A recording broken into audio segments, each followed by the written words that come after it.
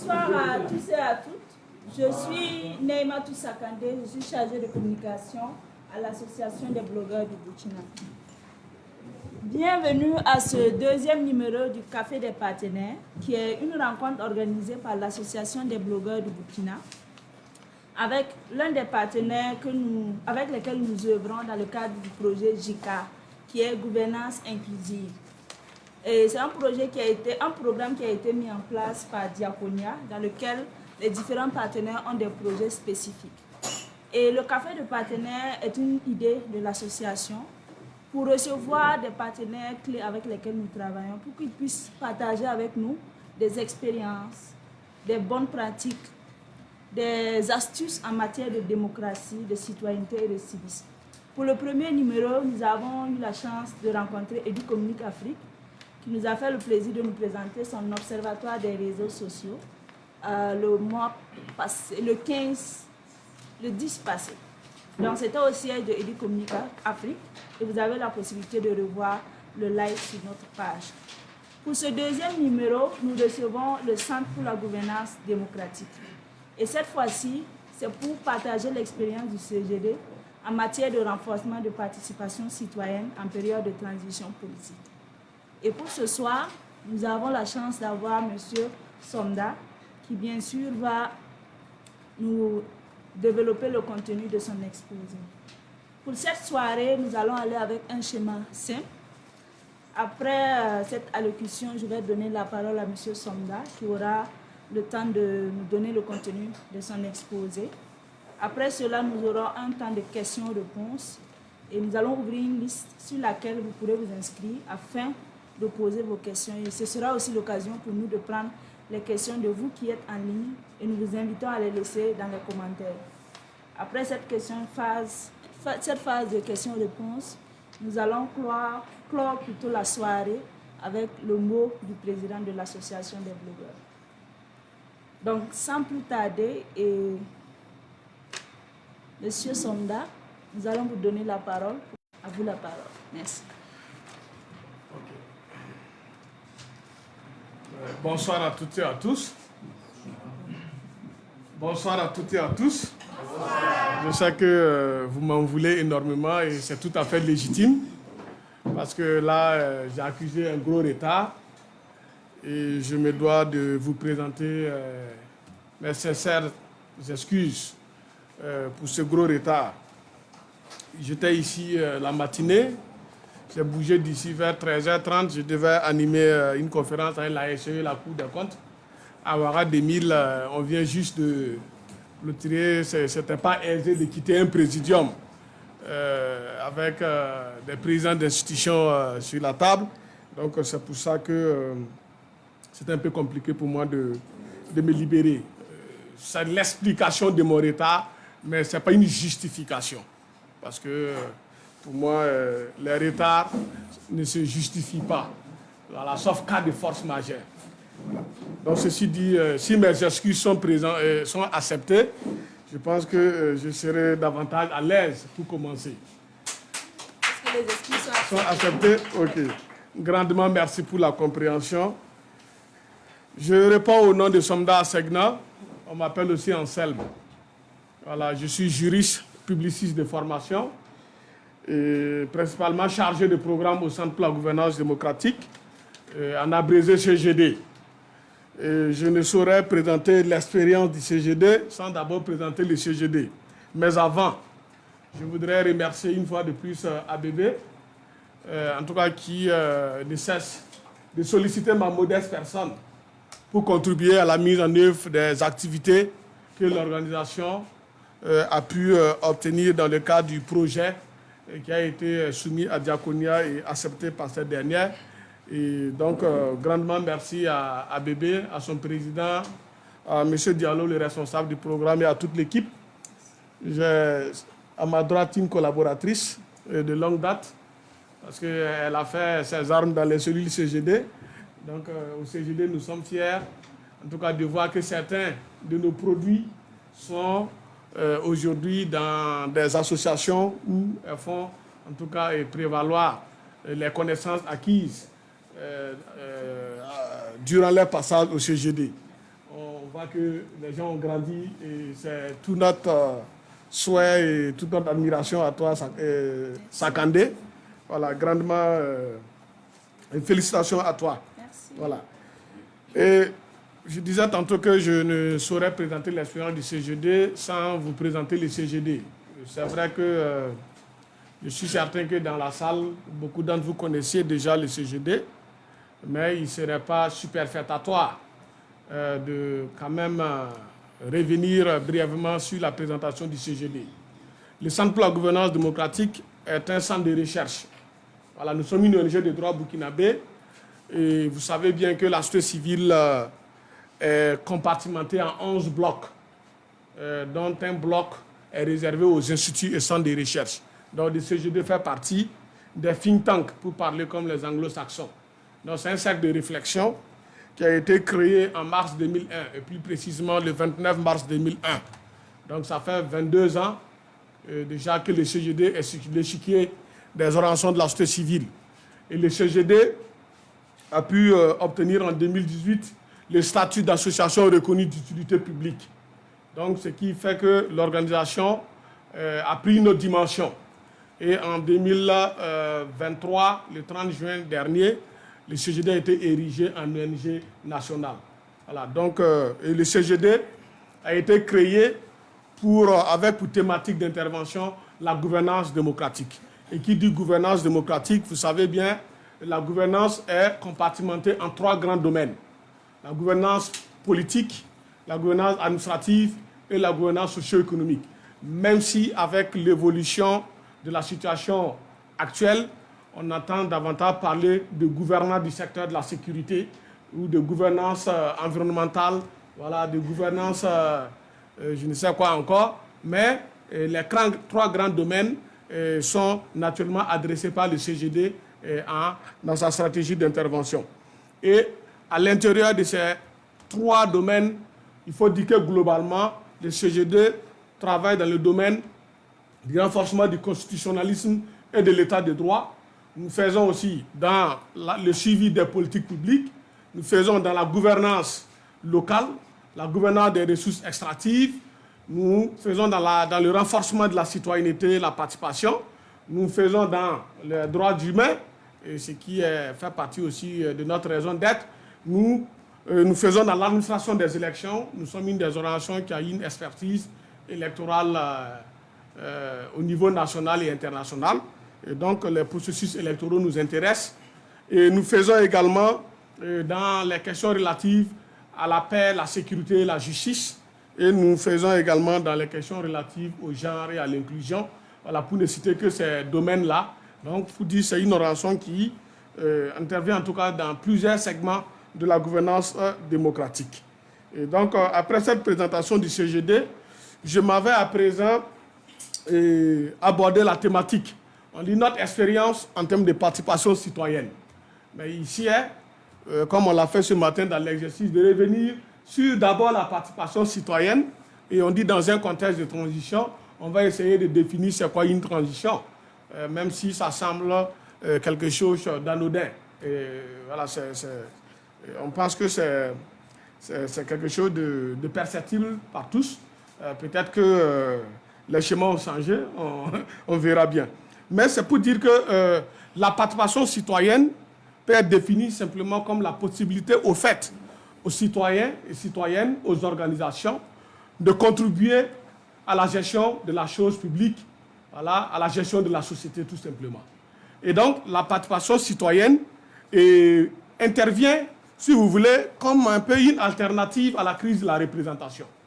Parce qu'en matière de démocratie, vous n'êtes pas sans dire qu'il existe plusieurs formes, dont la démocratie directe, la démocratie indirecte et la démocratie semi-directe ou semi-représentative.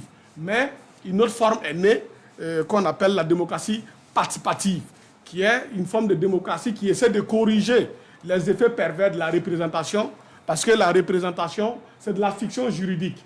Le représenté n'a jamais toujours fait ce que le représentant plutôt n'a jamais toujours fait exactement ce que veulent les représenter. Et donc, mais c'est des modalités pratiques pour que la société puisse fonctionner. nous sommes 22 millions d'âmes. Imaginez si nous voulons rester dans une perspective de démocratie directe, ça suppose que pour toute décision, il faut mobiliser les 22 millions d'âmes. Ce qui suppose, de façon pratique, que nous devons organiser régulièrement des référendums pour prendre les décisions majeures. On n'en a pas les moyens. C'est pour ça, pour des raisons pratiques, on a institué une démocratie dite représentative qui consiste à désigner des représentants pour agir en notre nom et pour notre compte dans le cadre d'un mandat qui est encadré. Voilà. Mais à côté de cette possibilité, aux ministres, aux députés, aux maires, on a gardé à côté des mécanismes qui permettent aux citoyens de pouvoir intervenir directement en termes de contribution à la construction de la société, à la construction de la cité. Et donc, ces mécanismes-là permettent de juguler un peu, si vous voulez, la crise qui peut naître de la représentation. Donc, la démocratie participative me paraît même un peu tautologique, parce que qui dit démocratie dit pouvoir du peuple. Dans un système démocratique, c'est le peuple qui est le titulaire du pouvoir. Donc, demander aux citoyens de participer, c'est la chose la plus normale, parce que les citoyens constituent, la participation du citoyen constitue l'essence du pouvoir démocratique. Voilà, donc, sans cette participation, on ne saurait même parler de démocratie. Et donc, ceci dit, la participation citoyenne, comme je l'ai défini, c'est la possibilité offerte pour les citoyens de pouvoir participer à la gestion des affaires de l'État et de la société. Et dès lors que ce principe est acquis, on peut aussi demander fonde la participation du citoyen. Et à ce niveau, il faut souligner que la participation citoyenne a deux fondements. Un fondement juridique et un fondement politique.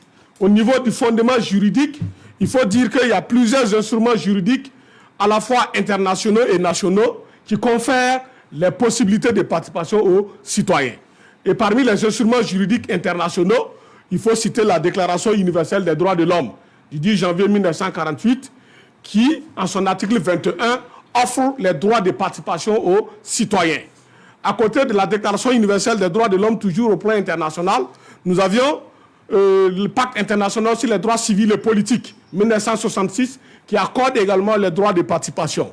Et si on revient au plan africain, qui reste toujours le niveau international, on a la Charte africaine des droits de l'homme et des peuples, qui, à son article 13, donne également des droits de participation aux citoyens, parce que la Charte africaine des droits de l'homme et des peuples reprend à peu près au même mot l'article 21 de la DIDH, Déclaration universelle des droits de l'homme. Et pour venir au plan interne, ce n'est pas exhaustif, hein, il y a plusieurs instruments, mais je ne peux pas étaler tout. Je cite vraiment les instruments majeurs. Et au plan interne, on commence naturellement par la Constitution du 2 juin 1991. Lorsque vous prenez la Constitution du Burkina Faso, en son article 13, il est disposé que tous les Burkinabés sans distinction aucune, ont le droit de participer à la gestion des affaires de l'État et de la société. L'alinéa 2 dit, à ce titre, ils sont électeurs et éligibles dans les conditions prévues par la loi. Donc, l'article 12 de la Constitution consacre nos droits de participation à la gestion de l'État et de la société. Donc, comme c'est un droit reconnu par la Constitution, nous l'appellerons droit fondamental. Et à côté de la Constitution, il y a d'autres lois qui consacrent la participation des citoyens. Et parmi ces lois, nous allons aller au niveau local pour adresser la gouvernance locale en citant le Code général des collectivités territoriales, adopté en 2004, lequel code, en termes de gouvernance locale, donne également la possibilité aux citoyens de participer. Mais il faut dire que les droits de participation du citoyen remontent même déjà à la Constitution. J'ai cité l'article 12, mais les articles 145, 143 et 145 de la Constitution consacrent également ces droits de participation aux citoyens dans la gestion des affaires locales, parce que la Constitution admet le principe de la libre administration des collectivités. Et en termes de collectivités, on a deux types. Il y a la région et il y a la commune. Donc, que ce soit au niveau de la région ou au niveau de la commune, les citoyens ont des droits de participation.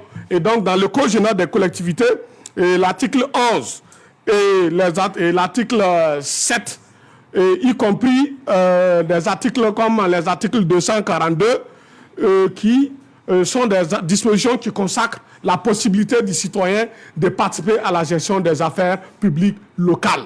Et donc, ces droits de participation également ont un fondement politique. Et le fondement politique, il faut aller chercher dans la théorie de la démocratisation. Dans la théorie de la démocratie, nous avons souligné que le peuple constitue l'essence du pouvoir en démocratie. Si le peuple constitue l'essence du pouvoir en démocratie, on ne peut pas empêcher au peuple de participer à la gestion des affaires publiques. Et donc, cela constitue le fondement politique de la participation. Des formes de participation. Et je voudrais terminer sur la participation en citant les formes. Il y a ce qu'on appelle les formes, la participation formelle. Entendez par participation formelle une participation qui est prévue par la loi. C'est-à-dire, la participation ici est prévue par la loi. C'est pour ça qu'on l'appelle participation formelle. Et à côté de la participation formelle, il y a une forme de participation dite informelle, qui ne sont pas prévues par la loi, mais qui ne constituent pas des violations de la loi. Donc, c'est pour ça qu'on les appelle participation informelle. Donc, et en termes de participation, il y a également des déterminants à la participation. Chacun de nous ici détermine pourquoi. Il y a des éléments qui déterminent notre participation. Nous pouvons être déterminés à participer, peut-être dans le cadre d'une perspective utilitariste. Notre participation aussi peut être basée dans une dimension axiologique. C'est-à-dire la dimension axiologique renvoie aux valeurs. Voilà. Je peux dire je participe parce que je suis un bon citoyen, je suis mu par des principes de civisme. Donc, vous voyez que là, ça repose sur des valeurs, c'est pour ça qu'on parle de la dimension axiologique comme étant un déterminant de la participation. Je peux participer aussi parce que je suis intéressé par les politiques publiques sociales que les communes proposent ou bien que l'État central propose. Donc, voilà un peu ce qui peut déterminer, encore une fois de plus, ce n'est pas exhaustif, mais voilà des éléments qui peuvent déterminer notre participation. Voilà, donc, toujours est-il qu'il y a quelque chose qui déclenche la participation. Voilà, et chacun de nous décide de participer en fonction du déterminant de la participation. Et c'est le thème que je suis en train de disséquer. Et ensuite, la transition. En sciences politiques, la transition, c'est le passage d'un régime entre griffes anormal vers un régime de normalité. Voilà, c'est pour ça que nous l'appelons transition. Donc, une transition suppose que là, on sort soit d'un régime autoritaire pour aller aussi vers un régime démocratique, où nous sortons d'une situation exceptionnelle, comme celle qu'on a connue en 2014, une insurrection populaire qui met fin à des mandats, et qui demande une réorganisation de l'État pour renouer avec un ordre constitutionnel normal. Et donc, ceux qui réfléchissent sur ces questions de transition, en sciences politiques, on les appelle les transitologues. Et donc, quand on sort d'une transition pour aller vers renouer avec l'ordre constitutionnel normal, on va vers une consolidation démocratique. Et les acteurs qui réfléchissent sur ça, on les appelle des consolidologues. Donc, chacun choisit soit de travailler sur les régimes de transition, et l'un des auteurs africains, en tout cas les plus connus, c'est Mamadou Gazibo, un Nigérien mais basé au Canada. Il réfléchit beaucoup sur les questions relatives aux transitions politiques en Afrique. Et il y en a qui réfléchissent, qui ont fait le choix de réfléchir sur les consolidations démocratiques. Mais ce que vous devez retenir, une transition peut déboucher sur un retour à l'ordre constitutionnel normal, ou elle peut aussi échouer à réinstaurer un système démocratique. Et notre souhait au Burkina Faso, pour tous, c'est de dire, nous espérons, conformément aux missions assignées par la charte à son article 2, la charte de la transition à son article 2, qui fixe 6 missions. Et l'une des missions de la transition est d'organiser des élections pour assurer le retour à l'ordre constitutionnel normal. Mais avant cela, les missions fondamentales restent la sécurisation du territoire, le retour des déplacés internes à travers la résolution de la crise humanitaire, les réformes pour consolider, la démocratie, etc., la réconciliation nationale. Et l'une des dernières missions, c'est l'organisation d'élections en vue d'opérer le retour à l'ordre constitutionnel normal. Je cite l'article 2 de la Charte de la transition, je ne suis pas en train d'inventer quelque chose. Et donc, si la transition est définie comme telle, il faut dire que notre pays a sa troisième transition dans l'ère de la Constitution de la 4e République. La Constitution de la 4e République, c'est celle de 1991 à aujourd'hui. La première transition, 2014-2015. Deuxième transition. La deuxième transition a connu une double détente. Une première phase avec les MPSR, qu'on peut appeler 1, de janvier au 30 septembre. Et une deuxième détente avec les MPSR, qu'on peut dire 2. Donc, et dans cette période, le CGD a pu, en tout cas, faire des actions dont l'expérience mérite d'être partagée. En 2014, d'abord, en termes d'expérience, il faut dire, en tant que centre de recherche, dont la première vocation est de produire et mettre à la disposition des acteurs de la gouvernance des outils d'aide à la décision, notre première mission, même dans une période de transition, est de produire des connaissances. Produire des connaissances qui servent de boussole, qui servent d'outils d'aide aux acteurs de la gouvernance, au pouvoir public de la transition. Et donc, la première expérience du CGD date de 2014, où nous avions dans un premier temps aidé à la fabrique des chartes de transition. Donc la charte de la transition de 2014, le CGD y a contribué à son élaboration. Et permettre en tout cas de faire fonctionner la transition en respectant un certain nombre de standards démocratiques. Faut-il le rappeler, la charte normalement n'est pas au-dessus de la Constitution. Nous l'appelons même petite Constitution. Elle vise à compléter la Constitution pour permettre de faire fonctionner l'État dans une forme de normalité constitutionnelle. Et donc, en 2014, nous avons contribué à l'élaboration de la charte et à l'animation de certaines instances de la transition. Voilà.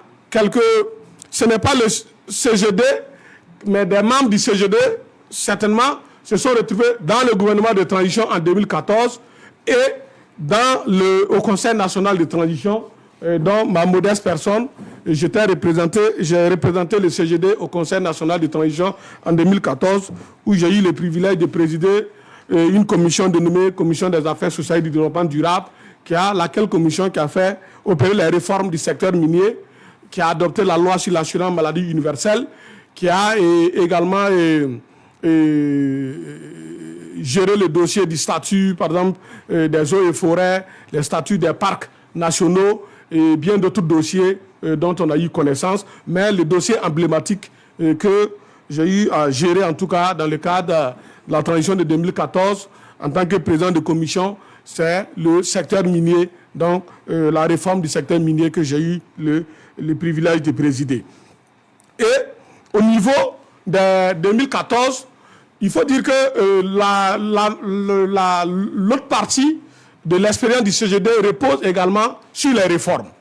Nous sommes un centre de recherche, nous produisons beaucoup de rapports sur la gouvernance démocratique et dans la réforme constitutionnelle de 2014, le CGD a joué un rôle majeur. Beaucoup de rapports du CGD ont servi de documents de base pour opérer les réformes constitutionnelles de 2014. Et pour mémoire d'homme, on a opéré, en tout cas en 2014, à travers la loi 072 du 5 novembre 2015 portant révision de la Constitution, les réformes les plus progressistes depuis l'ère de la 4e République. Il faut dire que c'est dans ces réformes que le CGD a contribué effectivement à opérer ce qu'on appelle l'indépendance de la justice, en déconnectant le Conseil supérieur, la présidence du Conseil supérieur de la magistrature, même si actuellement nous sommes dans une logique de reconnexion. Bon, c'est à vous d'apprécier. Nous avons également permis d'inscrire l'alternance comme un principe constitutionnel à travers la sanctuarisation de l'article 37, à travers d'abord son verrouillage, et nous l'avons érigé, l'article 37, en norme intangible, parce que le principe de l'alternance a été logé au niveau de l'article 165, qui est la disposition intangible de notre Constitution, c'est-à-dire insusceptible de révision. Nous avons consacré également la saisine directe du Conseil constitutionnel par le citoyen, ce qui est une avancée majeure en matière de droits de l'homme. Avant, pour que les citoyens puissent saisir le Conseil constitutionnel, il fallait par le détour d'une procédure en justice que le citoyen soulève, en tout cas ce qu'on appelle l'exception d'inconstitutionnalité, devenue ce qu'on appelle la question prioritaire de constitutionnalité, pour faire de sorte à ce que le juge puisse surseoir et saisir le Conseil constitutionnel pour que ce dernier puisse se prononcer sur la conformité de la loi par rapport à la Constitution. Mais depuis la réforme de 2015, les citoyens peuvent saisir directement le Conseil constitutionnel sans passer par le détour d'une procédure en instance. Et donc ça, c'est quand même une avancée significative. Aussi, toujours dans le cadre de la transition en cours, il faut dire que le CGD a aussi contribué à l'écriture de la charte. On n'était pas dans le comité de rédaction, mais que ce soit en janvier, après le coup d'État de janvier ou après le coup d'État de septembre, des comités ont été mis en place pour écrire des projets de charte qui ont été soumis aux assises nationales. Et le CGD a tout de suite produit des propositions qu'on a soumises au comité et une bonne partie de nos propositions ont été prises en compte dans la charte de transition. Aussi, en matière de feuille de route de la transition, il faut dire que le CGD a produit un contenu. Parce que ce qui a manqué en 2014, la transition de 2014 n'avait pas de feuille de route. Elle a essayé de travailler par à-coup. Chaque jour, voilà, on essaie de s'attaquer à un dossier, pour le gérer. Mais en 2022, les transitions se sont quand même dotées de boussoles, qu'on peut appeler des feuilles de route, avec des activités et des chronogrammes. Et cette façon de faire, justement, permet d'assurer un meilleur suivi du respect du contenu du chronogramme. Et donc, en 2022, nous avions en tout cas apporté des contributions en matière de contenu des feuilles de route des transitions, des différentes transitions.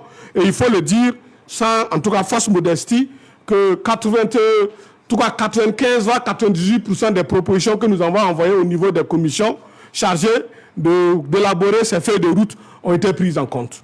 Et donc, le CGD peut se féliciter que ces propositions en matière de feuilles de route de la transition aient été largement prises en compte par le comité chargé de rédiger les chartes. Et il y a des réformes qui s'opèrent aussi en période de transition. Je dis tantôt que ce soit 2014-2015 ou 2022 à 2023, les périodes de transition sont ce que nous appelons en sciences politiques des moments d'inflation en matière de réforme. Parce que les transitions constituent des fenêtres d'opportunité. Et les fenêtres d'opportunité, l'essentiel des acteurs de la gouvernance voudraient toujours les saisir. Et donc, en voulant saisir ces fenêtres d'opportunité, ça crée des situations d'inflation en matière de réforme. Et donc, comme on est dans une situation inflationniste en termes de réforme, les organisations comme le CGD, nous nous positionnons toujours pour contribuer au niveau des réformes. Et lorsqu'on dit réforme, il y a bien entendu ce que la société civile fait, et il y a ce que le gouvernement fait, et il y a ce que l'Assemblée fait. En 2014, en 2011 d'abord, ce n'était pas une transition, mais on avait un cahier de réformes qu'on avait proposé dans le cadre des SSRP. En 2014, on a proposé un cahier de réformes. Et pour la transition en cours, le CGD et un certain nombre de partenaires, nous avions également produit ce qu'on appelle un cahier de réformes, qui nous a permis de faire le tour des régions du Burkina Faso et de recueillir les propositions de réforme des citoyens, des populations à la base, que nous avons essayé justement d'analyser, de sérier et de consigner cela dans un cahier appelé cahier des réformes. Et ce cahier des réformes constitue une boussole pour nous, parce que lorsque les réformes sont engagées, nous avions ici les inputs de la société civile et des communautés à la base, et ça nous permet d'engager justement les discussions avec le gouvernement, notamment les ministères porteurs des différents dossiers de réforme, mais aussi avec l'Assemblée qui, in fine, est l'institution chargée d'adopter les réformes. Et donc, nous nous engageons résolument dans les différentes réformes. Et engager une société civile dans les réformes, ce que vous devez retenir, parfois les médias ou en tout cas un certain nombre d'acteurs pensent que la société civile a des pouvoirs magiques. On attribue à la société civile des missions parfois qui ne sont pas les leurs. Les gens pensent que la société civile peut prendre des décisions. Je suis désolé. la société civile n'est pas une force de décision, c'est une force de proposition. Et donc, quand vous proposez, vous avez des propositions de réforme, il faut engager une discussion avec les pouvoirs publics en vue de les convaincre d'adhérer à vos propositions de réforme, de les prendre en compte. Et les pouvoirs publics sont libres de les prendre en compte ou de ne pas les prendre en compte. Donc, pour que les propositions soient prises en compte, vous êtes obligé de convaincre les décideurs. Et pour les convaincre, c'est la pertinence des arguments et c'est la démarche surtout plaidoyer. Donc, vous entrez dans une négociation pour les montrer que ce que vous proposez là sont des réformes consolidantes. Parce qu'il y a les réformes consolidantes et il y a les réformes déconsolidantes. Vous pouvez bien réformer une constitution qui renforce la démocratie, tout comme vous pourrez une réforme constitutionnelle qui affaiblit la démocratie. Et en tant que centre de recherche axé sur le renforcement de la démocratie, notre souhait au CGD, c'est toujours de proposer des réformes allant dans le sens de la consolidation démocratique. Et si nous voulons y parvenir, il faut vraiment convaincre les pouvoirs publics. Et c'est ce que nous essayons de faire. Et dans ce sens, pour convaincre les pouvoirs publics, comme je vous l'ai dit tantôt, la société civile est une force de proposition. Et pour faire accepter nos propositions, l'une des démarches privilégiées, c'est le plaidoyer. Le plaidoyer, c'est une démarche qui vous amène vers les pouvoirs publics, vers un certain nombre d'acteurs, en vue de les convaincre de la pertinence de vos propositions pour que ces derniers-là puissent les prendre en charge. Et donc, pour pouvoir, sur les réformes, il est bien, malgré, en tout cas, la réputation du CGD d'être une organisation influente, il est parfois mieux de le faire en groupe. Et donc, pour pouvoir convaincre les pouvoirs publics, il y a des réformes pour lesquelles nous constituons des réseaux. C'est-à-dire des organisations qui ont la même vision que nous essayons d'aller vers elles pour les convaincre, pour qu'ensemble, nous puissions mener une démarche de plaidoyer vers les pouvoirs publics, vers les décideurs, en vue de faire passer nos propositions de réforme. Mais à côté de cela, il y a une arme qui est utilisée par le CGD hors ou pendant les transitions qu'on appelle le dialogue démocratique.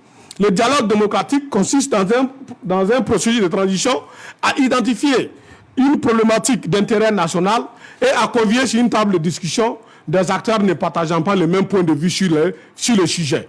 Et chaque acteur est invité à avancer ses arguments. Et dans une contradiction républicaine, nous essayons de dégager, en tout cas, les propositions les plus pertinentes que nous organisons sous forme de peluche brief et que nous essayons de publier les recommandations les plus pertinentes. Et ensuite, nous essayons de conduire des plaidoyers sur la base des recommandations les plus pertinentes assorties des dialogues démocratiques. Et les dialogues démocratiques, en tout cas, constituent pour nous des espaces pour faire avancer les lignes en termes de gouvernance démocratique. Et sur ce, depuis 2022, nous en avons organisé plusieurs. Dès qu'il y a eu le coup d'État, en février déjà, le CGD a organisé un dialogue démocratique autour de la situation de crise dans laquelle on s'est retrouvé avec le coup d'État. Donc, le dialogue visait justement à faire des propositions pour une charte de transition, pour un processus de transition participatif et inclusif. Et après, on a essayé de conduire d'autres dialogues autour des réformes. Et quand il y a eu le coup d'État de janvier et de septembre, nous avons encore rapidement organisé un dialogue démocratique autour du quel nouveau pacte républicain pour le Burkina Faso. Donc, ce dialogue permet vraiment de poser des problématiques majeures en termes de gouvernance, de les creuser en profondeur et d'en tirer la quintessence nécessaire pour proposer au pouvoir public. Et donc, plusieurs dialogues ont été organisés. Et le dernier dialogue, pas le dernier, mais l'un des dialogues qui a vraiment marqué les esprits, c'est le dialogue du 4 juillet dernier sur les possibilités d'une marche consensuelle. Parce que on s'est dit, le Burkina Faso traverse une crise. Mais en même temps, les Burkinabés, l'opinion est polarisée. Les Burkinabés sont divisés entre ce qu'on appelle les patriotes et ce qu'on appelle les apatrides. Alors que la pluie nous bat, au même moment nous nous battons entre nous. Et si la pluie nous bat et on se bat entre nous, pour nous il est difficile pour nous de trouver une voie de sortie. Et donc nous avons organisé ce dialogue pour questionner les possibilités et surtout envisager les perspectives d'une sortie de crise avec les Burkinabés à l'unisson, en appelant les Burkinabés à l'unisson. et nous avons essayé d'identifier, d'analyser le processus de transition, et nous avons dit que le processus n'était pas inclusif, il n'était pas participatif. Il fallait essayer de dégager un consensus national autour du processus. Et du consensus national le consensus national pouvait permettre justement au pays de pouvoir mobiliser toutes les énergies positives, toutes les intelligences, à l'interne comme à l'externe, dont le pays dispose pour proposer les voies de sortie de crise. Quand cette crise dans laquelle nous sommes, faut-il le rappeler, on ne peut pas se permettre une sortie par le bas. La sortie sera forcément par le haut, et qui dit sortie par le haut, dit sortie par la réflexion. Voilà, c'est vraiment par la grande réflexion qu'on peut trouver une solution à la crise. Et c'est aussi par l'idée d'unir les Burkinabés, par la création, en tout cas, des conditions de l'unité nationale qu'on pourra facilement mobiliser toutes ces énergies positives-là qui vont aider à sortir le pays de l'ornière. Donc, voilà, avec le dialogue démocratique, ce que nous essayons de faire. Et à chaque dialogue, nous avons toujours convié les pouvoirs publics, les partis politiques, les organisations de la société civile, les médias, pour partager avec eux nos différentes propositions. Mais à côté de cela, pour terminer, nous essayons aussi des démarches, je ne dirais pas, je ne vais pas les appeler démarches souterraines, mais nous essayons de faire des marquages un peu directs avec certaines autorités sur certaines problématiques. Voilà, pour les convaincre que sur, en tout cas, la pertinence de nos propositions, pour que ces autorités puissent les prendre en compte. Et donc ça, c'est parfois des démarches voilà, un peu en off, qui ne sont pas médiatisées, mais dont l'objectif est toujours de promouvoir le dialogue. Donc le CGD est une organisation qui croit au dialogue, qui croit à la force du dialogue, qui croit au consensus et à la force du consensus, qui croit au compromis, pas à la compromission. Et donc, ce sont autant d'outils qui sont utilisés par notre organisation et en tout cas qui peuvent être en tout cas utilisés par d'autres organisations en vue de promouvoir une participation citoyenne active pour des processus de transition inclusifs et participatifs. Sur ce, je vous remercie. Merci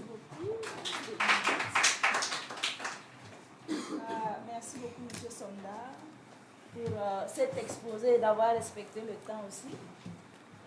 On retient de manière globale qu'en tant qu'organisation de la société civile, on peut être une force de proposition en amont comme en aval, sous l'effet des projecteurs ou, bien sûr, sans les médias. Je ne vais pas prendre faire vraiment l'affront de rééconomiser ce qu'il a dit, mais pour gagner en temps, nous allons directement aller à la phase de questions-réponses. On va ouvrir une liste qui probablement sera la liste unique pour les questions. Donc, je vais vous inviter à poser vos questions. Je vais prendre 7 personnes pour les questions et on va dire 2 pour les contributions s'il y en a. S'il n'y en a pas, on pourra évoluer. Mais je vais vous demander d'être bref, concis dans vos questions. Donc, on va prendre les noms des personnes avant de prendre les questions. La parole est libérée. Oui, votre nom, s'il vous plaît? Ouedraogo Issouf. Ok.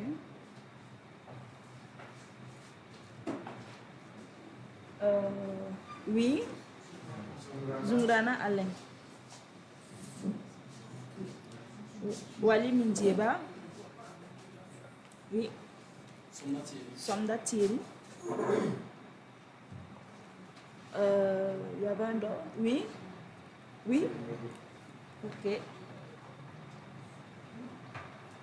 Oui, votre nom, s'il vous plaît? Deli? Ok. Moi, je vous connais, mais pas l'intervenant, donc. 3, 4, 5, 6. Oui. Non, Guénéba.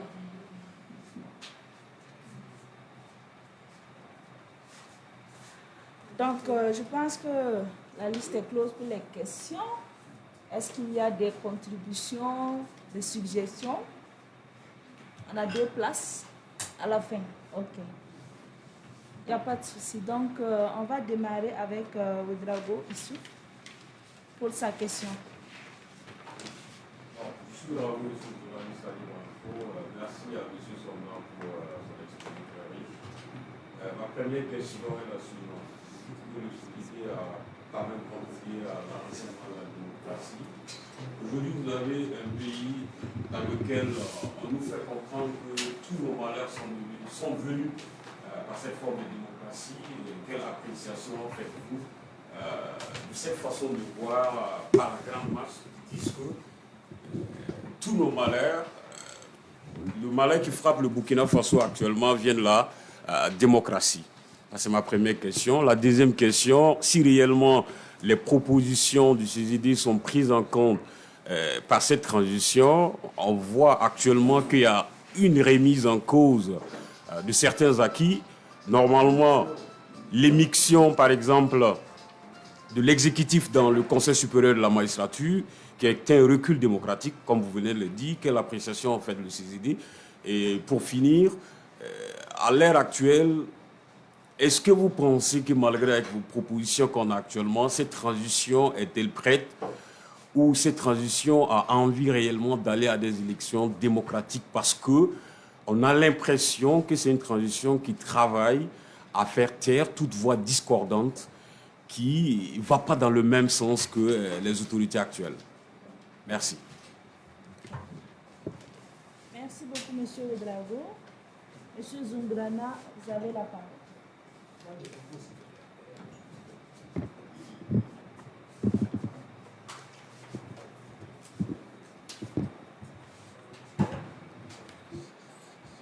Ok. Je dirais une fois de plus merci au présentateur. J'aimerais savoir à quel moment une participation citoyenne,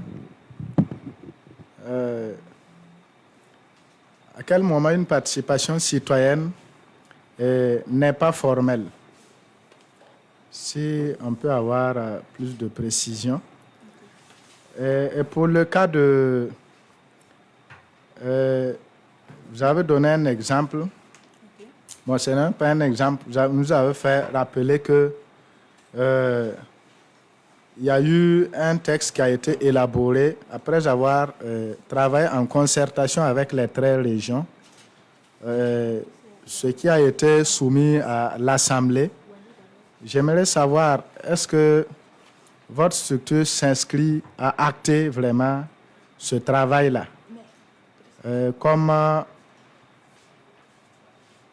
Est-ce que votre structure reconnaît cela comme une participation formelle? Parce que j'entends toujours des citoyens qui disent que cela n'a pas été de manière exhaustive parce qu'ils n'ont pas eu, en tout cas à leur place, ils allaient dire le contraire, ils n'allaient pas peut-être proposer tel. Voilà. Est-ce que cela a été fait vraiment de manière formelle du point de vue de votre structure? Je vous remercie. Merci beaucoup, M. Zungrana. Wali Mindieba, vous avez la parole. Merci bien, merci pour la parole. Moi, j'ai essentiellement 3 préoccupations. J'ai entendu dans l'exposé du panéliste que la saisine du Conseil constitutionnel est désormais possible par le citoyen depuis 2015. Je ne sais pas si on peut avoir un peu des éclaircissements sur la loi, parce qu'il m'a tout l'air que récemment, il y avait un groupe de citoyens qui s'étaient rassemblés, je ne sais pas, au Palais des Sports de Ouaga 2000 pour dire qu'ils veulent un pouvoir à vie ou quoi là, et ils sont allés voir le Conseil constitutionnel pour remettre justement leur mémorandum qui avait sorti la phrase que, en tout cas, les citoyens ne pouvaient pas saisir. Je ne sais pas si on est dans la même veine et tout, et si on peut avoir des éclairages un peu sur la saisine des citoyens. Est-ce que c'est le citoyen c'est compris comme une seule personne ou bien c'est un groupe de personnes qui est habilité à saisir le Conseil constitutionnel? La deuxième préoccupation, c'est en lien aussi avec le cahier des réformes dont le CGD dit avoir contribué avec d'autres organisations. Est-ce que le suivi se fait et à quel niveau on peut effectivement situer un peu voilà, ce dossier-là? La troisième préoccupation, c'est en lien avec voilà, comment est-ce que la transition se mène actuellement. Est-ce que vous êtes optimiste vraiment qu'on débouche sur... puisque vous avez défini la transition comme étant voilà, un pouvoir dit anormal vers un régime normal. Est-ce que vous êtes optimiste avec ce qu'on voit ou bien ce que vous avez proposé Et le niveau de prise en compte aussi de vos propositions, est-ce que vous êtes optimiste qu'on débouche vraiment sur une transition qui va asseoir les bases d'une démocratie assez participative au niveau du Burkina Faso? Merci. Merci. Monsieur Somda, vous avez la parole.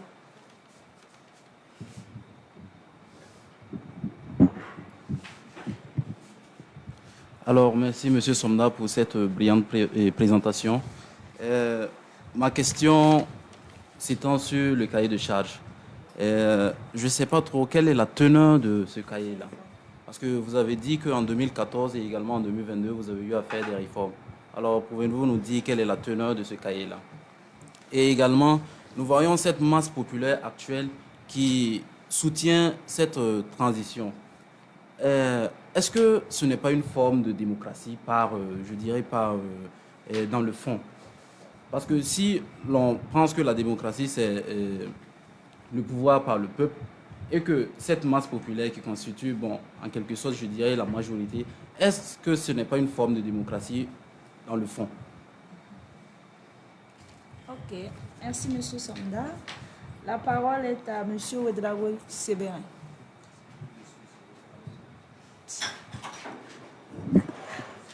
Merci.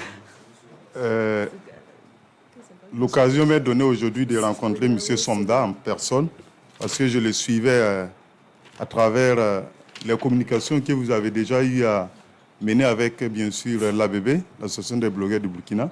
Donc, je vous suivais en ligne. Bien vrai que j'avais des questions à ce moment, mais ce soir, je vois que ces questions peuvent être relancées et j'en ai énuméré quelques-unes. Toujours dans le cadre de la participation citoyenne. Bon, si je m'égare, vous allez certainement m'inviter à ne pas aller, en tout cas, dans le décor.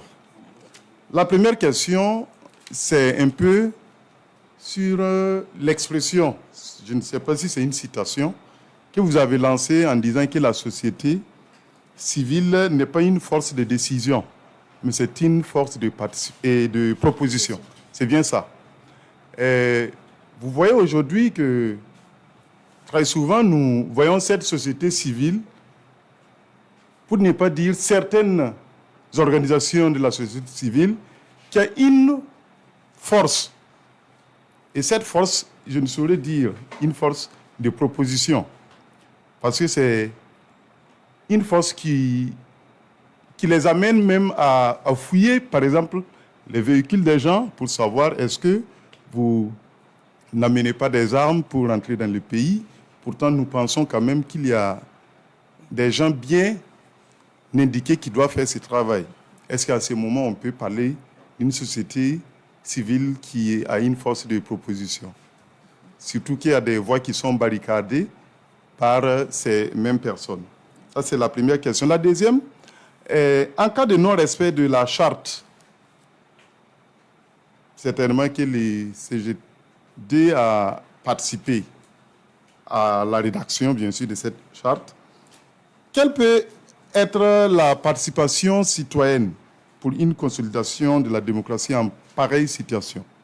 La charte qui est là, et on dit qu'on doit, bien entendu, aller à des élections après, et si toutefois on ne respecte pas ces voies, quelle peut être, en tout cas, la participation citoyenne dans ces genres de situations? La troisième question, c'est sur les dialogues démocratiques. Parler des dialogues démocratiques aujourd'hui, je ne sais pas si on va parler des DIA, est-ce qu'on ne va pas parler de bilatéral? Est-ce que ce ne sont pas des discours qu'il faut avoir tout simplement, des discours que je dirais unilatéraux? Est-ce qu'on peut parler de dialogue? Parce que vous voyez que la contradiction n'est pas en tant que telle permise sous nos cieux. Et vous êtes en tout cas bien indiqué aussi, en sachant qu'au niveau des médias, on n'a plus des gens pour les émissions de contradiction. Est-ce qu'on peut toujours parler de dialogue démocratique à nos jours? Parce que le contexte a évolué.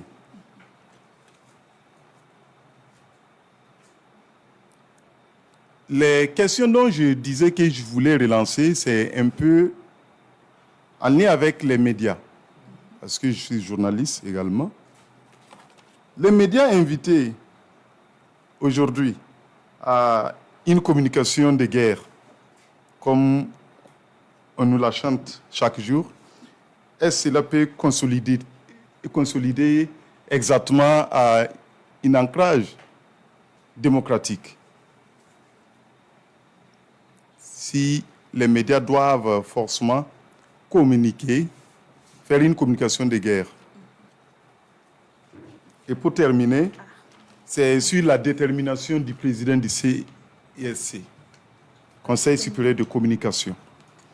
Je pense que maintenant, on ne parle plus de vote, mais on parle de détermination. Et c'est le président du FASO qui doit déterminer, désigner, si vous voulez, le président du CSC. Selon vous, est-ce un acte démocratique, cette façon de voir? Merci. Ok, merci beaucoup, Monsieur Ouedraogo. Sans plus tarder, on va passer la parole à Monsieur Dolissier. Merci. Je suis à tout l'intérêt de la communication de l'invité du jour. Si vous pouvez parler un peu plus fort, s'il vous plaît. Alors, ma question, ou du moins mes préoccupations, je les décline comme suit. Alors, donc, je suis heureux de savoir que le CGD, effectivement, s'engage dans la production de connaissances et aussi des rapports enclenchant aussi des changements, des réformes ou engageant des réformes. Seulement, je me demande si, effectivement, le CGD aussi n'a pas un discours élitiste. Est-ce qu'après, ces rapports qui logent souvent dans des tiroirs sont proposés aussi à la majorité, aux 22 millions de Burkinabés? Parce qu'effectivement, je crois que l'entité qui est visée, c'est peut-être le pouvoir décisionnel. Mais ce serait bien aussi, effectivement, que la masse commence à comprendre et aussi à supporter les propositions qui sont faites, effectivement, par le CGD comme toute autre société civile. C'est peut-être ce mouvement d'ensemble, cette vague qui peut-être recueille beaucoup de force, qui peut peut-être faire mouche. Et aussi, je suis d'accord quand il dit que les moments de transition sont des moments d'inflation, donc ce sont des fenêtres d'opportunité. Okay. Nous sommes d'accord pour cela. Mais effectivement, est-ce que, après la pression qu'il y a et la brièveté du temps aujourd'hui, je crois que les gens on ne peut plus pressés pour qu'on passe aux élections. Oui, les élections sont un procédé démocratique, tout comme d'autres procédés. Quand on invite le peuple à décider si oui ou non cette question d'intérêt majeur peut passer ou pas. La démocratie coûte cher, il faut le rappeler aux gens. Donc si, par exemple, on trouve qu'on ne peut pas dire aux Burkinabés, on ne peut pas leur adresser une question, par exemple, dans le cas du référendum, voilà, pour qu'ils répondent, chacun va venir dire sur quoi il s'attend pour l'orientation de la vie de la nation. Il faut bien savoir effectivement que cette opportunité-là, ça reste tout de même un leurre. C'est comme la participation. C'est un peu fictif, m'excuserez du thème, mais c'est ça, véritablement. Donc après, ça devient comme le travail d'un recul. On recule, voilà. Donc on ne s'entend pas, il y a des décisions qui passent aujourd'hui, mais fondamentalement, quand les gens se prononcent, en aparté, ils ne sont pas d'accord. Beaucoup d'hypocrisie. Le CGD, c'est une société civile. C'est toujours une question où oui, ça devient une contribution. Mais c'est parce que effectivement, si je n'explique pas comme ça, ça va être difficile. C'est un discours intellectuel. Alors donc, je dis cela parce que il y a des. Vous avez parlé d'hypocrisie. Oui. Je ne sais pas si vous voulez dire. Non, j'explique. J'explique parce que je veux dire que il y a aussi d'autres sociétés civiles qui travaillent à saper, par exemple, le travail que vous faites, qui s'empressent peut-être de s'inviter souvent aux conférences de presse que peut-être vous faites. Donc, c'est ce que je dis fondamentalement. Donc, il serait intéressant, effectivement, voilà, d'éclairer la grande masse. Mais c'est aussi notre travail. Je crois qu'au sortir de là, On pourra faire un rapport sur ça, on pourra écrire sur ça. Donc, faire des productions comme vous le faites. Et puis, donc là, ma question, véritablement, c'est ça.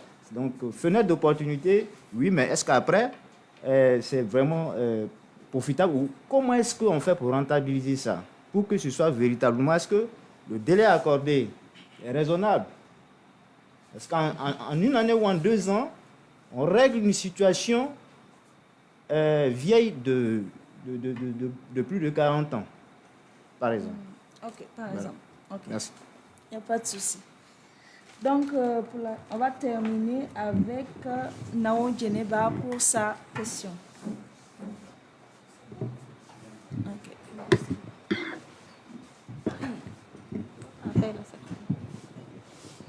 Ok, d'accord. Merci à M. Somda pour sa brillante présentation. Moi, ma question, c'est dans notre contexte actuel où certains citoyens sont notamment dépossédés de leurs droits, certains droits fondamentaux, si je peux le dire, la liberté d'expression et la liberté de manifestation.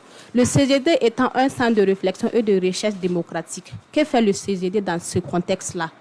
Et aussi, qu'est-ce que le CGD pense de tout ça pour une réelle participation citoyenne à cette transition en cours? Ok. Merci beaucoup à tous et à toutes pour vos préoccupations. Je vais bien sûr passer la parole à l'intervenant pour qu'il puisse revenir et donner des réponses à vos questions. Et Monsieur Somda, vous avez la parole.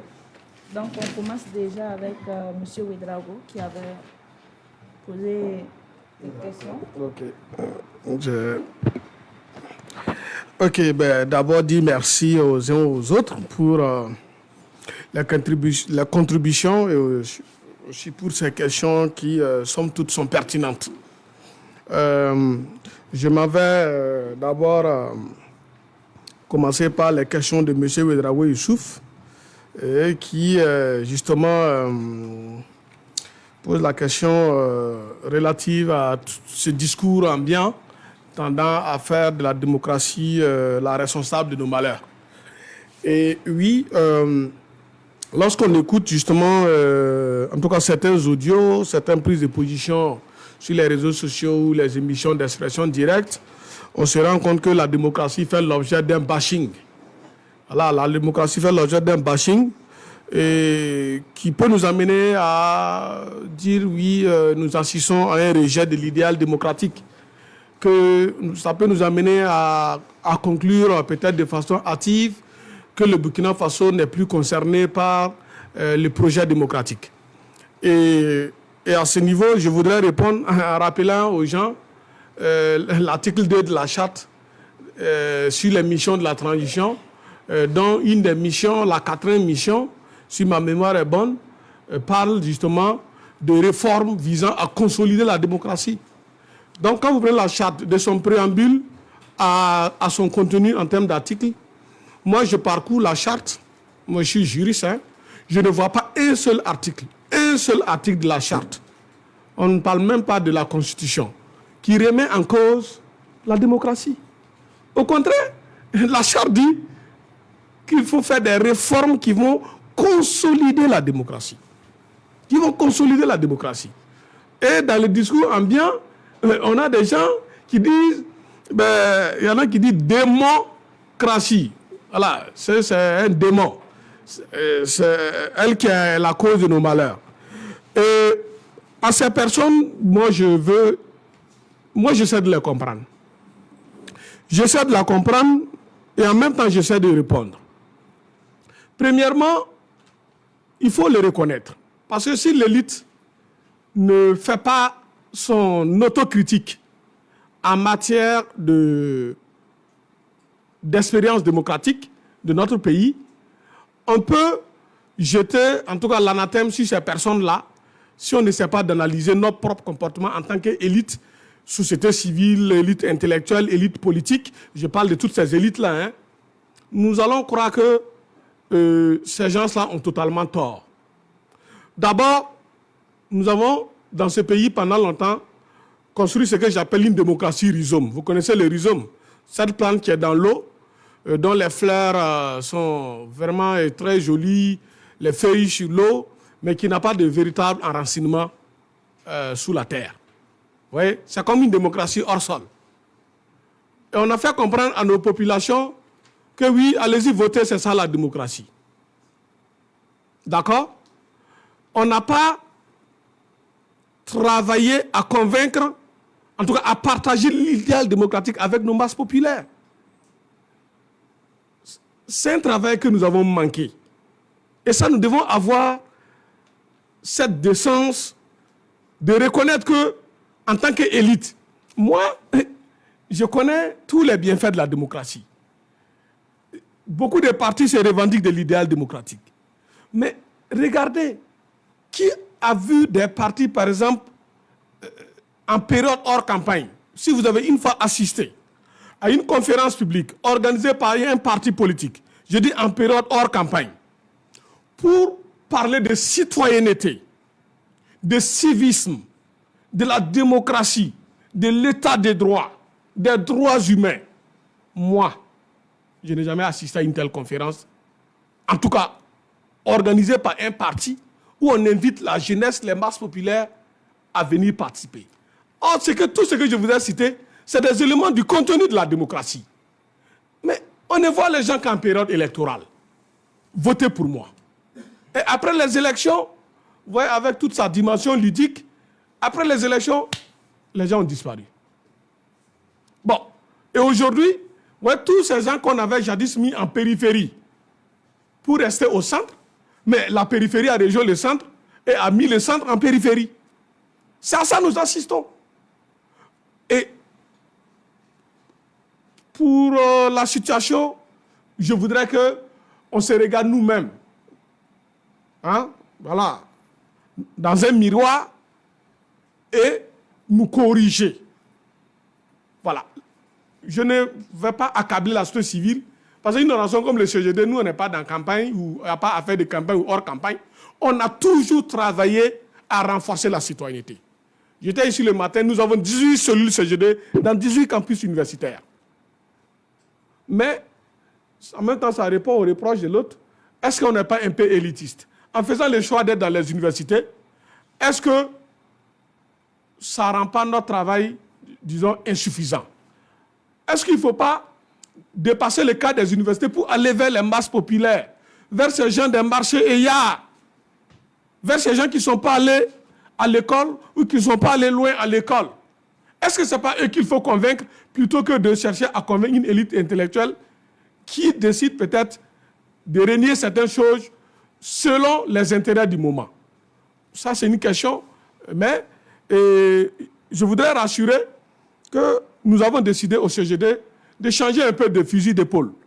C'est-à-dire qu'on ne va pas abandonner les étudiants, mais il faudra qu'on descende davantage vers ces masses populaires qui rejettent aujourd'hui l'idéal démocratique pour les convaincre, pas des arguments. Ça ne sera pas par la violence, ce n'est pas des arguments qu'on arrivera à les comprendre et à les faire accepter, épouser ce que j'appelle la préférabilité démocratique. Sinon, du reste, pour les mots, moi je n'accuserai pas la démocratie. Tout ce que j'ai souligné ici comme travers, c'est les mauvaises pratiques d'acteurs se réclamant du système démocratique. Et c'est ces mauvaises pratiques-là qu'il faut combattre. Que ce soit la corruption de l'élite politique, que ce soit le détournement des deniers publics, que ce soit, comment je vais dire, la politique est perçue dans notre société comme le domaine du tout malhonnête. Est-ce que vous voyez? C'est ça, non? C'est ce que les gens perçoivent dans l'opinion. Il y a politique pour dire qu'il n'y a rien de transparent dedans. Voilà. Vous voyez? Et ça ne sert pas la cause. Et c'est pour ça que je voudrais qu'avec l'élite politique, l'élite de la société civile, l'élite intellectuelle, il faut qu'on réadapte notre discours et nos comportements, de sorte à pouvoir prendre en compte les préoccupations de ces gens. Sinon, ma position est ferme. La démocratie n'est pas responsable de nos errements actuels. Non, ce n'est pas la faute à la démocratie. Et du reste, on ne l'a jamais appliquée dans ce pays dans toute sa plénitude. Montrez-moi, citez-moi un seul régime dans ce pays qui n'a jamais essayé de contrôler, par exemple, la justice. Montrez-moi un seul régime qui n'a jamais cherché à soumettre le Parlement. soit nous sommes toujours dans des systèmes de confusion de pouvoir, ou au pire des cas, d'alignement des pouvoirs. On n'a jamais mis en œuvre véritablement le système de séparation des pouvoirs qui est pourtant indispensable pour un système démocratique. On n'a jamais voulu appliquer les règles de l'état de droit, qui est la situation la plus désirable, qui met nous tous devant, qui nous soumet tous à la règle de droit, qui nous met tous égaux devant la loi. On n'a jamais voulu de tout ça. Et après, on dit non, c'est la faute à la démocratie. Non.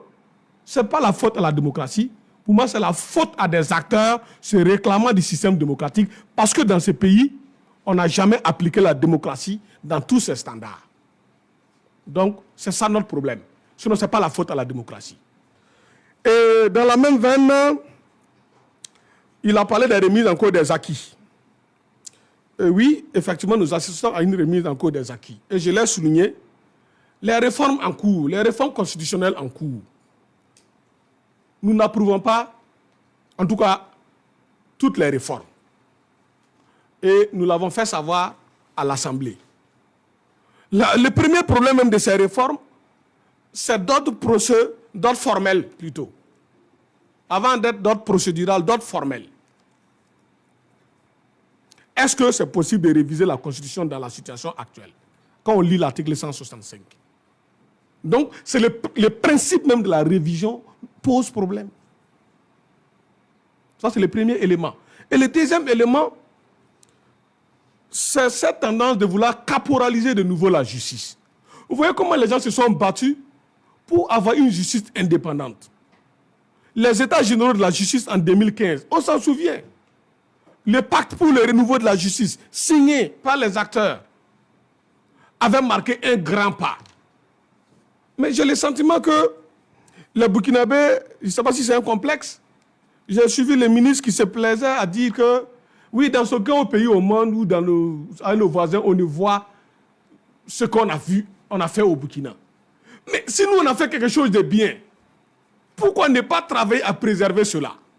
Parce que, je le dis du point de vue des textes, le juge burkinabé est plus indépendant que le juge français, que le juge ivoirien, que le juge sénégalais. Je dis du point de vue des textes. Et le ministre allait plus loin en disant que l'indépendance, ce n'est pas dans les textes, que c'est dans la tête du juge. Mais un juge n'invente pas non plus l'indépendance. Qu'est-ce que tu fais que les textes ne te permettent pas de faire? Avant que l'indépendance soit une affaire de tête du juge, il faut que cela soit prévu par des textes. Les textes doivent précéder la liberté du juge dans la tête.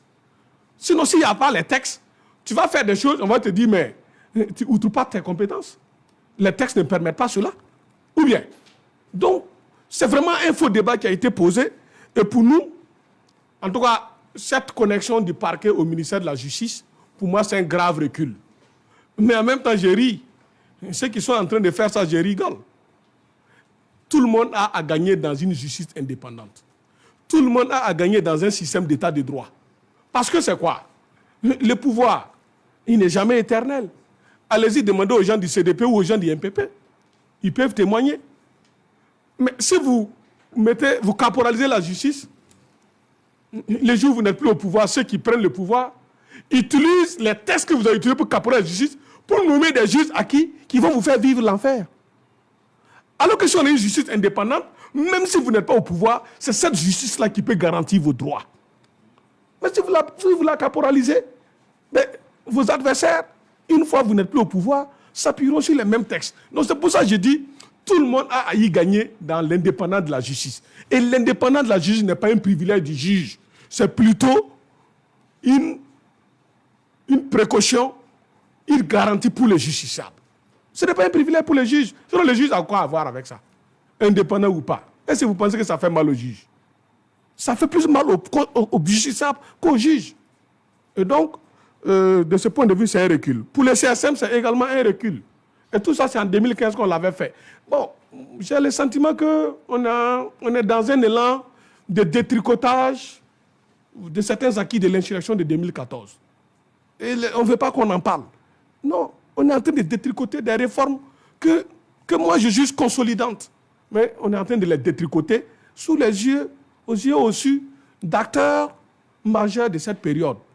Et moi, ça m'attriste indépendance, ce n'est pas l'opinion du CGD. Hein. Personnellement, vraiment, ça m'attriste.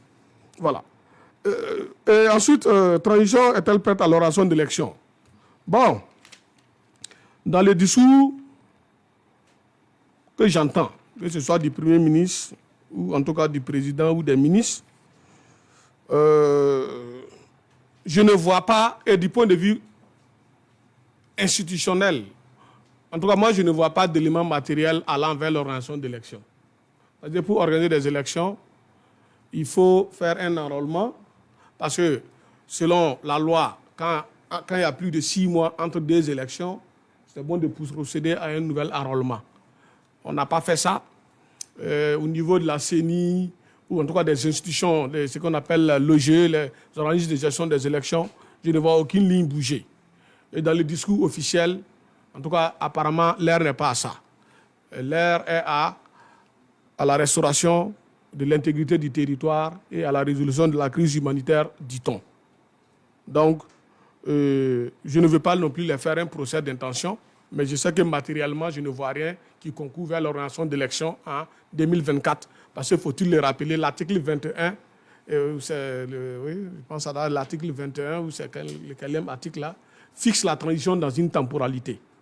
Et normalement, en juillet, on devait avoir fini les processus de transition. On est déjà en 2024. Si rien n'est fait, c'est pour dire que bon, on ne peut que constater que manifestement, on ne va pas en tout cas pouvoir tenir les élections. Et c'est pas d'accord avec la CEDEAO. Ça, c'est des actes que le gouvernement a pris. Mais un gouvernement responsable doit respecter ses engagements.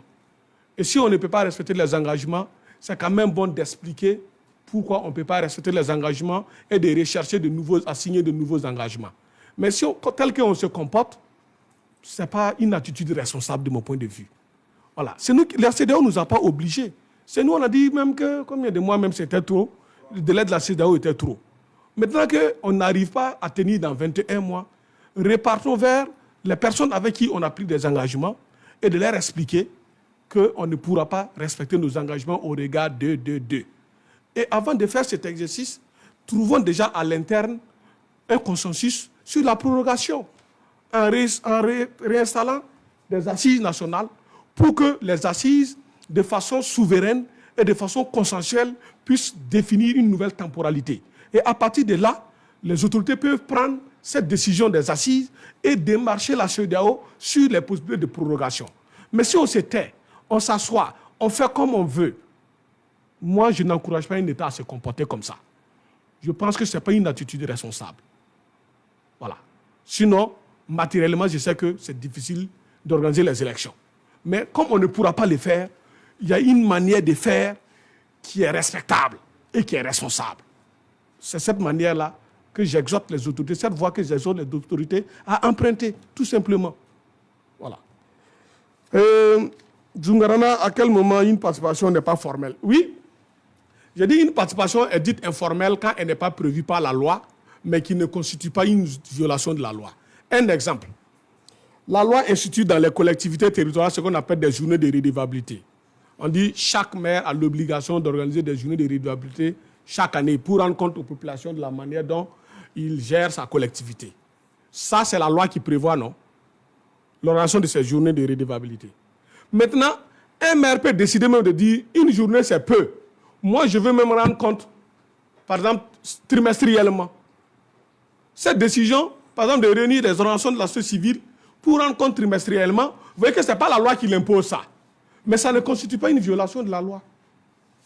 Et donc, cette journée de redevabilité organisée trimestriellement va engager la participation des organisations de la société civile. Donc, c'est pour ça que je dis, ça peut être une participation informelle. Mais ce n'est pas institué par la loi, mais ce n'est pas une violation de la loi. Pour être plus concret, vous voyez, les organisations de la société civile ont initié dans le cadre des programmes LAMR ce qu'on appelle des EDIC, c'est-à-dire la création d'espaces de dialogue et d'interpellation communautaire. Ce n'est pas la loi qui les institue, mais c'est des formes de participation que la société civile a inventées qui consistent à appeler les maires pour discuter de certains problèmes de la collectivité. Donc vous voyez que cette forme de participation, elle n'est pas formelle, mais elle ne constitue pas une violation de la loi. C'est pour ça qu'on l'appelle participation non formelle. Donc, c'est un exemple de participation non formelle. Le cahier des réformes du CGD et les réformes en cours. J'avoue que les réformes en cours sont un peu en porte-à-faux avec nos propositions de réforme. Parce que dans notre cahier de réforme, on n'a jamais remis en cause l'indépendance de la justice, alors que nous assistons à cela. On n'a jamais encouragé une sorte d'impunité en griffe pour les membres du gouvernement. Parce que quand vous regardez la réforme qui est en cours, même dans les cas de flagrant délit, c'est-à-dire en droit ce qu'on appelle les cas de flagrance, on va vers une sorte d'impunité. Tant que le ministre ne finit pas l'exercice de ses fonctions, on ne peut rien faire. Alors que la loi même prévoit que, quand même pour certains cas, que ce soit les députés ou les ministres, voilà. Surtout qu'on est dans un contexte où les ministres n'ont même pas cette approche éthique de quitter les affaires pour se mettre à la disposition de la justice. Conséquence, imaginez quand un gouvernement veut protéger un ministre, c'est de le maintenir là-bas et de le faire changer chaque fois de portefeuille parce qu'il y a une affaire qui l'attend. Ouais, c'est une sorte d'impunité. Alors que bon, on prône quand même une gouvernance vertueuse, on ne peut pas au même moment mettre des mécanismes d'impunité pour les personnalités du gouvernement. Pour moi, c'est quand même contradictoire. Voilà. Et donc, en tout cas, certains points de ces réformes ne sont pas ce que est contenu dans notre cahier de réformes. Voilà. Et ces réformes, si je dois les juger, en tout cas, je dirais qu'elles ne sont pas toutes consolidantes. Bien au contraire, certaines d'entre elles sont déconsolidantes pour la démocratie. Wali, la saisine du Conseil constitutionnel par les citoyens. Oui, c'est la réforme de 2015.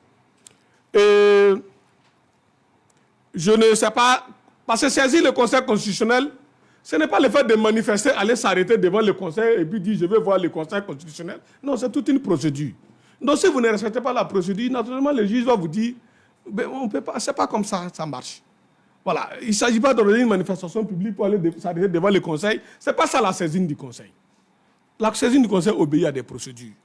Donc, si la procédure est respectée et que le Conseil dit que la requête est irrécevable, c'est autre chose. Mais il ne faut pas prendre, comment je vais appeler ça, une plateforme revendicative, aller se caler devant le Conseil pour dire voilà nos revendications. Qu'est-ce que le Conseil peut faire de ça? Non, il ne peut rien faire avec ça. Non, il y a la saisine directe et il y a la saisine indirecte. C'est ce que j'ai souligné. Pour la saisine indirecte, par exemple, vous êtes en instance, dans un procès, et on veut t'appliquer une loi que tu juges contraire à la Constitution. Tu soulèves ce qu'on appelle la question prioritaire de constitutionnalité. Dès que tu soulèves ça, devant n'importe quel juge, il ne peut pas continuer le procès. Il est obligé de surseoir pour saisir, pour renvoyer la question au Conseil constitutionnel, qui l'examine à l'aune de la Constitution, puisque c'est lui qui est le gardien de la Constitution, c'est lui qui est chargé de contrôler la conformité des lois à la Constitution. Donc si le Conseil constitutionnel prend cette loi et l'analyse et voit effectivement que la loi qu'on veut appliquer est contraire à la Constitution, ben, il rend une décision. Et quand il rend une décision, cette décision est envoyée au juge qui a été saisi. Et le juge, si le Conseil déclare effectivement que la loi est contraire à la Constitution, le procès est fini. On ne peut pas appliquer une loi qui est contraire à la Constitution parce qu'en matière de hiérarchie des normes, la Constitution est la norme suprême. Celle qui est au sommet au niveau interne. Donc c'est une loi, c'est pour ça que la loi doit être conforme à la Constitution, les décrets conformes à la loi, l'arrêté conforme au décret, ainsi de suite. Donc c'est de façon pyramidale que c'est organisé et c'est ça qu'on appelle en droit la hiérarchie des normes. Ça permet d'assurer une cohérence normative et de créer ce qu'on appelle une sécurité juridique. Sans ça, on ne peut rien. Maintenant, la saisine directe, c'est ce qui s'est passé lors... la saisine directe, c'est le cas, par exemple, de ceux qui avaient saisi quand on avait adopté le code pénal en 2018. Les gens ont attendu, puisqu'il n'y a que 2 lois pour lesquelles la saisine est obligatoire. Puisque le Conseil constitutionnel peut faire ce qu'on appelle... il peut faire un contrôle a priori et un contrôle a posteriori. Pour le contrôle a priori, qu'est-ce qui s'est passé? Qu'est-ce qui se passe? Quand on veut, par exemple, quand l'Assemblée nationale veut adopter son règlement, on doit forcément saisir le Conseil constitutionnel. Pour le règlement de l'Assemblée, il faut forcément que le Conseil se prononce. Et pour les lois organiques, il faut forcément que le Conseil se prononce. Voilà l'obligation qui est faite au Conseil. Maintenant, les autres lois, les lois ordinaires là, ne font pas l'objet d'un contrôle obligatoire. Donc c'est pour ça qu'elles peuvent être adoptées. Maintenant, c'est dans leur application qu'on peut se rendre compte qu'elles sont contraires à la Constitution. Et en ce moment, vous voyez que c'est comme une saisine a posteriori. C'est-à-dire la loi est adoptée. C'est dans l'application que quelqu'un a dit qu'elle est contraire à la Constitution. Donc, le Conseil qui ne s'était pas prononcé avant son adoption va se prononcer après son adoption. Vous voyez? C'est ça la différence. Maintenant, à l'instar du Bénin, par exemple, pour les réformes constitutionnelles, ce que nous sommes en train de guetter, et en tout cas, je sais que beaucoup d'organisations sont positionnées, c'est de saisir directement le Conseil constitutionnel sur même, comme je l'ai dit, la forme. Est-ce qu'au regard de l'article 165, on peut même réviser la Constitution actuellement? Notre espoir que le Conseil dise, je dis notre espoir. Voilà, bon, même si, quand on se réfère à la décision du 8 février 2022, quand on voit, en tout cas, vous citez le professeur Ibriga, cette barbarie juridique qu'on a vue en février 2022, où le Conseil constitutionnel, à la limite, légalise les coups d'État, c'est quand même une décision catastrophique. Bon, on a espoir qu'ils auront une occasion, en tout cas pour se montrer vraiment de véritables gardiens de la Constitution. Nous sommes des républicains. Nous allons utiliser les armes que la République nous offre. C'est tout. On ne peut pas faire autre chose. Nous, on ne sait pas faire coup d'État. Nous, on sait saisir les institutions. Voilà. C'est en elles qu'on se confie. C'est en elles que nous plaçons nos espoirs. Oui? Oui? Mm-hmm.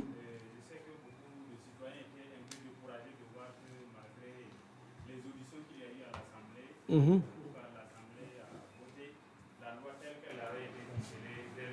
Mm-hmm. Ce qu'on espérait, c'était effectivement qu'au Conseil constitutionnel, on puisse effectivement avoir un avis qui allait quand même permettre à la loi d'être retravaillée. Mais le Conseil constitutionnel a été saisi et a trouvé que la loi portant organisation du CEC là, ne comportait aucune irrégularité. Oui. Et bon, voilà, c'est Oui. à ce niveau-là, je veux savoir, est-ce que par exemple, même quand le Conseil constitutionnel se prononce, les citoyens ne peuvent plus rien faire à ce niveau? Oui, c'est le dernier recours. Hein. Quand le Conseil se prononce, c'est fini. C'est fini, c'est le dernier recours. Voilà, au niveau national, c'est fini. Maintenant, il y a le niveau international. La Cour de justice de la CEDEAO. Vous pouvez monter là-bas. Voilà. Sinon, au niveau interne, c'est fini. C'est le dernier recours. Voilà. Et donc, maintenant, sur le CRC, c'est un peu différent des réformes actuelles. Parce que sur le CRC, ce n'est pas la Constitution qui était concernée. Surtout, c'était la loi organique, même sur le CRC, qui était surtout en question. Même si ça a une incidence sur la Constitution. Mais cette fois-ci, vous voyez que la réforme, elle est plus profonde que celle du CRC. Avec quand même quelques points qui portent à discussion. Donc, c'est pour cela que j'ai un petit espoir que peut-être ce cas-là peut être, en tout cas, distinct de ce qu'on a pu voir pour le cas, par rapport au CRC. Monsieur, le suivi des cahiers des réformes. Bon, transition en cours, optimisme ou pessimisme. Bon. Ah, Wally, toi tu veux qu'on m'enrôle pour le front. Mais, vous savez, les Burkinabés, c'est un peuple optimiste. Hein? Vous voyez, c'est le seul pays au monde où tu vas voir quelqu'un qui est accablé de problèmes, tu lui demandes, tu lui dis bonjour le matin, ça va, il te dit ça va. Pour te dire après, ah, ça va pas, voilà. Mais, de prime abord, il va te dire ça va. Donc, vous voyez, c'est vraiment un peuple très optimiste. Mais qui suis-je? Ou bien je ne fais pas partie du peuple. Voilà. Donc, permettez-moi aussi d'avoir, en tout cas, un brin d'optimisme. Voilà, même si les éléments d'analyse à ma possession, en tout cas, m'amènent aussi à être davantage lucide. Voilà. Parce que ce qui manque actuellement à beaucoup de Burkinabés, c'est la lucidité. On est un peu dans l'euphorie. les gens n'observent même, des gens d'un certain niveau n'arrivent pas à observer le recul nécessaire pour analyser. Voilà. Et bon, l'euphorie, vous savez, dans l'euphorie, les plus grosses bêtises aussi se font dans l'euphorie. Voilà. Mais je veux partager en tout cas l'optimisme de tous les Burkinabés. Yelkaye, c'est Yelkabe. Voilà, Tchengue. Voilà. Et M. Somda, le cahier de réforme du CGD. Bon, d'abord, ce que je voulais souligner à ce niveau, notre cahier de réforme nous a permis quand même de ne pas être dans l'élitisme. Parce que pour une fois, nous n'avons pas juste pris des experts en réforme constitutionnelle, institutionnelle, politique, pour s'enfermer dans une salle pour faire quelque chose. On est allé vers les régions, réunir les organisations de la société civile, les chefferies coutumières et religieuses, et les associations de jeunesse, des femmes, etc., pour leur demander leur point de vue sur les réformes. Vous voyez donc, c'est un processus qui s'est voulu participatif et qui s'est voulu inclusif. Et c'est après, on a organisé un atelier national à Ouaga, où on a encore fait venir des gens des régions et on a invité les institutions, y compris le gouvernement, pour qu'on puisse ensemble travailler sur les réformes. Et c'est au bout de ça qu'on a essayé d'élaborer le cahier des réformes. Donc, vous voyez, ce n'est pas un document de salle climatisée. On est vraiment allé sur le terrain pour recueillir des opinions. Et donc, là-dessus, je pense que c'est un processus qui s'est voulu participatif. Maintenant, il dit que le soutien populaire actuel n'est-elle pas une... Bon, j'espère qu'on ne confond pas aussi chien-lit et démocratie. La démocratie, ce n'est pas de la chien-lit. Voilà. Et comment on jauge? Je suis bien d'accord que les gens expriment, les gens font usage de leurs droits de participation. C'est tout à fait normal. Mais le droit de participation ne doit pas se faire dans la menace des droits des autres. Le problème se situe là. Et dès lors que le droit de participation s'exprime par la négation des droits des autres, on n'est même plus en démocratie. Donc cette forme de participation, finalement, finit par être antidémocratique. Si toi, ta participation consiste à faire audio pour insulter ma mère, insulter mon père, qui n'a rien à voir, me menacer de mort, vous pensez que ça, c'est une participation responsable? Et vous pensez que c'est ça la démocratie? Non, je suis désolé. Ce n'est pas ça la démocratie. La démocratie, là, c'est le pluralisme aussi. Je vous ai dit ça le matin. Et le pluralisme, là, c'est l'acceptation des opinions des autres. Quand on dit acceptation, ça veut dire que je suis d'accord. Mais je te permets de t'exprimer. C'est en démocratie qu'on peut être d'accord sur nos désaccords. Mais si toi, ta démocratie, si toi, ta forme de participation consiste à me dire, moi, ferme ça là-bas, à insulter mes parents, à m'insulter, à me calomnier. Écoutez, bon sang, on ne peut rien construire avec ça. Je suis désolé. Alors qu'on peut soutenir le président avec beaucoup de discernement et beaucoup de politesse. C'est en faisant ça qu'on sera plus utile au président. Si on veut être utile à la transition, c'est de faire un soutien vraiment qualitatif, responsable, qui respecte les standards de l'état des droits et de la démocratie. C'est ça un soutien utile. Sinon, si on fait ça dans le désordre comme on le fait, ça devient comme un corde qui soutient un pendu. C'est comme une corde qui soutient un pendu. Voilà, tout le problème est là. Sinon, on ne peut pas priver quelqu'un de ses droits de participation. On ne peut pas priver quelqu'un pour ça. Mais, tel que ça s'est fait, je suis au regret de dire que ça ressemble plus à de la chienlit que vraiment à du soutien. Et ça, il faut que, en tout cas, les pouvoirs publics essaient de recadrer les gens. Voilà. Les pays nous appartiennent tous. Ceux qui se disent super patriotes, ils n'ont jamais... Parfois, tu te lèves même par jour, ceux qui contribuent même pour les pays. Tu regardes. Vous voyez, dans les situations de ces gens, ceux qui n'ont rien à offrir, c'est eux qui sont prêts à faire perdre tout aux gens. C'est ça le problème. Voilà. Donc, chacun de nous, je pense, chacun de nous porte le Burkina au plus profond de lui. Chacun de nous souhaite que le pays sorte de l'ornière.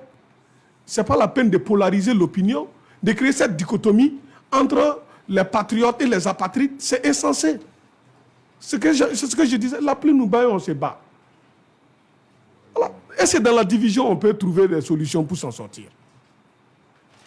Voilà, il ne faudrait pas que la victoire contre le terrorisme finisse par devenir une victoire la plus riche, où ce que tu as perdu dedans est plus que ce que tu as pu gagner. En ce moment-là, vous voyez que c'est une victoire qui aura un goût très amer. Alors que tous mobilisés, tous unis, on peut arriver à une victoire qui réjouit tout le monde et qui permette à chacun de sauver l'essentiel. Voilà. Et ça, pour y parvenir, il faut vraiment recadrer certains soutiens dont le débordement ne rend pas service à la cause et ne rend même pas service à la transition. Moi, je ne connais pas de... Moi, en tout cas, je n'ai jamais rencontré un Burkinabé qui ne veut pas que la transition réussisse. Depuis que je tourne dans mes conférences publiques, je n'ai pas rencontré un seul Burkinabé qui souhaite l'échec de la transition. Je n'ai jamais rencontré. Et je n'ai jamais vu quelqu'un le dire non plus publiquement sur les réseaux sociaux, je veux que vous échouez. Parce que, regardez la situation actuelle. Analysez, si dans aucun pays au monde, une armée ne s'est affaissée et puis l'État est resté debout. L'armée est le dernier rempart. Elle s'affaisse toujours avec l'État. L'armée ne peut pas s'affaisser et puis l'État va rester debout. Ce n'est pas possible. Donc on a tous intérêt à garder une armée debout, à soutenir les efforts pour sortir de la situation. Donc je ne connais pas un Burkinabé. Si tu connais l'État, tu ne peux pas souhaiter que la situation là s'empire, de sorte à affaisser l'État. Je ne connais pas un Burkinabé qui pense cela. Maintenant, c'est peut-être sur les modalités qu'on ne s'accorde pas. Certains qui veulent juste qu'on respecte les minimum de droits de critiquer. Mais critiquer aussi, ça fait partie de la gouvernance. Mais si tu es en train de faire quelque chose et personne ne critique, mais comment tu sauras que c'est bien ou bien c'est pas bien? Comment tu sauras? Donc il y en a qui veulent juste qu'on préserve quand même la possibilité de dire ce qu'ils pensent. Et ça, il ne faut pas priver les gens de cela. Voilà. Ok. Ok.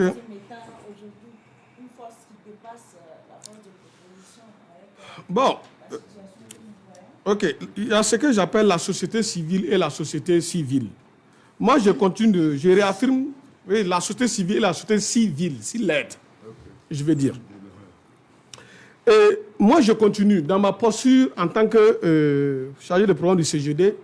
Moi, je continue de croire que le CGD n'est pas une force de décision. Je parle de moi, ma structure, la structure à laquelle j'appartiens. Nous ne sommes pas une force de décision. Nous sommes une force de proposition. Le CGD n'est pas l'Assemblée. Le CGD n'est pas le gouvernement. Donc, quelle décision nous, on peut prendre qui impacte? Non, nous ne pouvons que faire des propositions. Nous ne pouvons que chercher à influencer. Est-ce que vous comprenez? Nous ne pouvons que chercher à influencer. Parce que le fait d'influencer un processus, ça ne veut pas dire que c'est toi qui as décidé. Si nous, on fait des propositions de réforme tout de suite, et on engage des actions auprès des pouvoirs publics, voyez, voilà, si on va dans ce sens, c'est ce qui serait bien, et entend les gens dire, oui, c'est vrai, on est d'accord avec vous, on ira dans ce sens.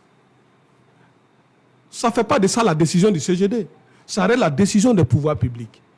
Tout ce que le CGD aura fait, c'est d'avoir influencé, d'avoir conduit, faire des propositions et d'avoir influencé le processus. Mais ce ne sont pas nos décisions. Maintenant, si vous voulez dire la société civile décide, bon, nous tombons dans ce qu'on appelle la gouvernance de la rue. Où c'est la rue qui donne le tempo. On fait ça, on ne fait pas ça. Allons dans tel sens, n'allons pas dans tel sens. Bon, pour moi, ça n'aide pas l'État. Parce que quand vous faites ça, vous poussez l'État vers ce que j'appelle un seuil d'ingouvernabilité. Voilà. Vous poussez l'État vers un seuil d'ingouvernabilité.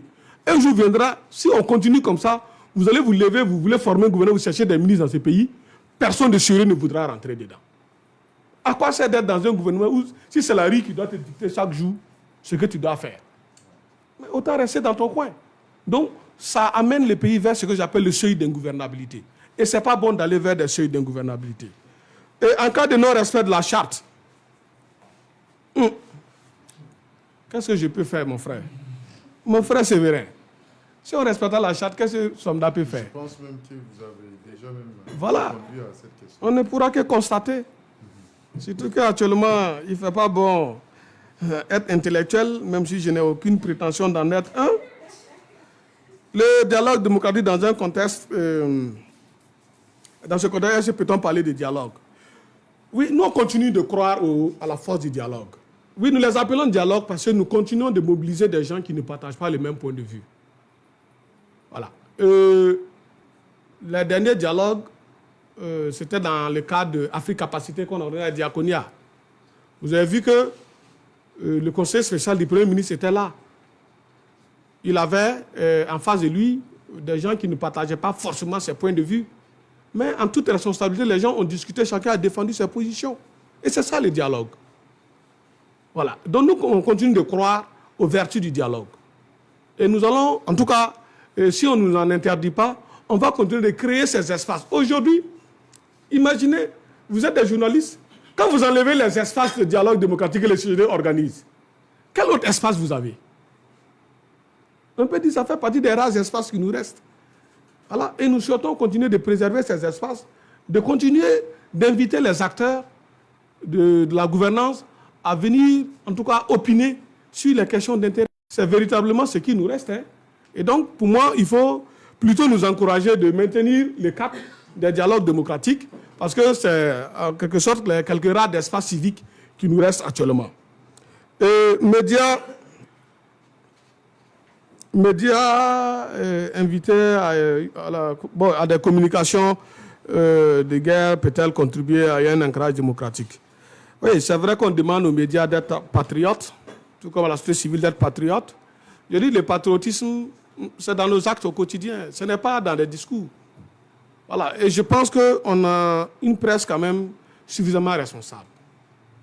On a une société civile responsable. Le dernier débat auquel j'ai participé sur BF1, et c'est ce que je tentais de souligner, montrez-moi le nom d'une seule organisation qui a une fois, en tout cas, mené des actions de démoralisation de nos forces armées. Citez-moi une seule organisation, je n'en connais pas. Au niveau des médias, depuis le début de cette crise, moi je pense que nos médias sont suffisamment responsables.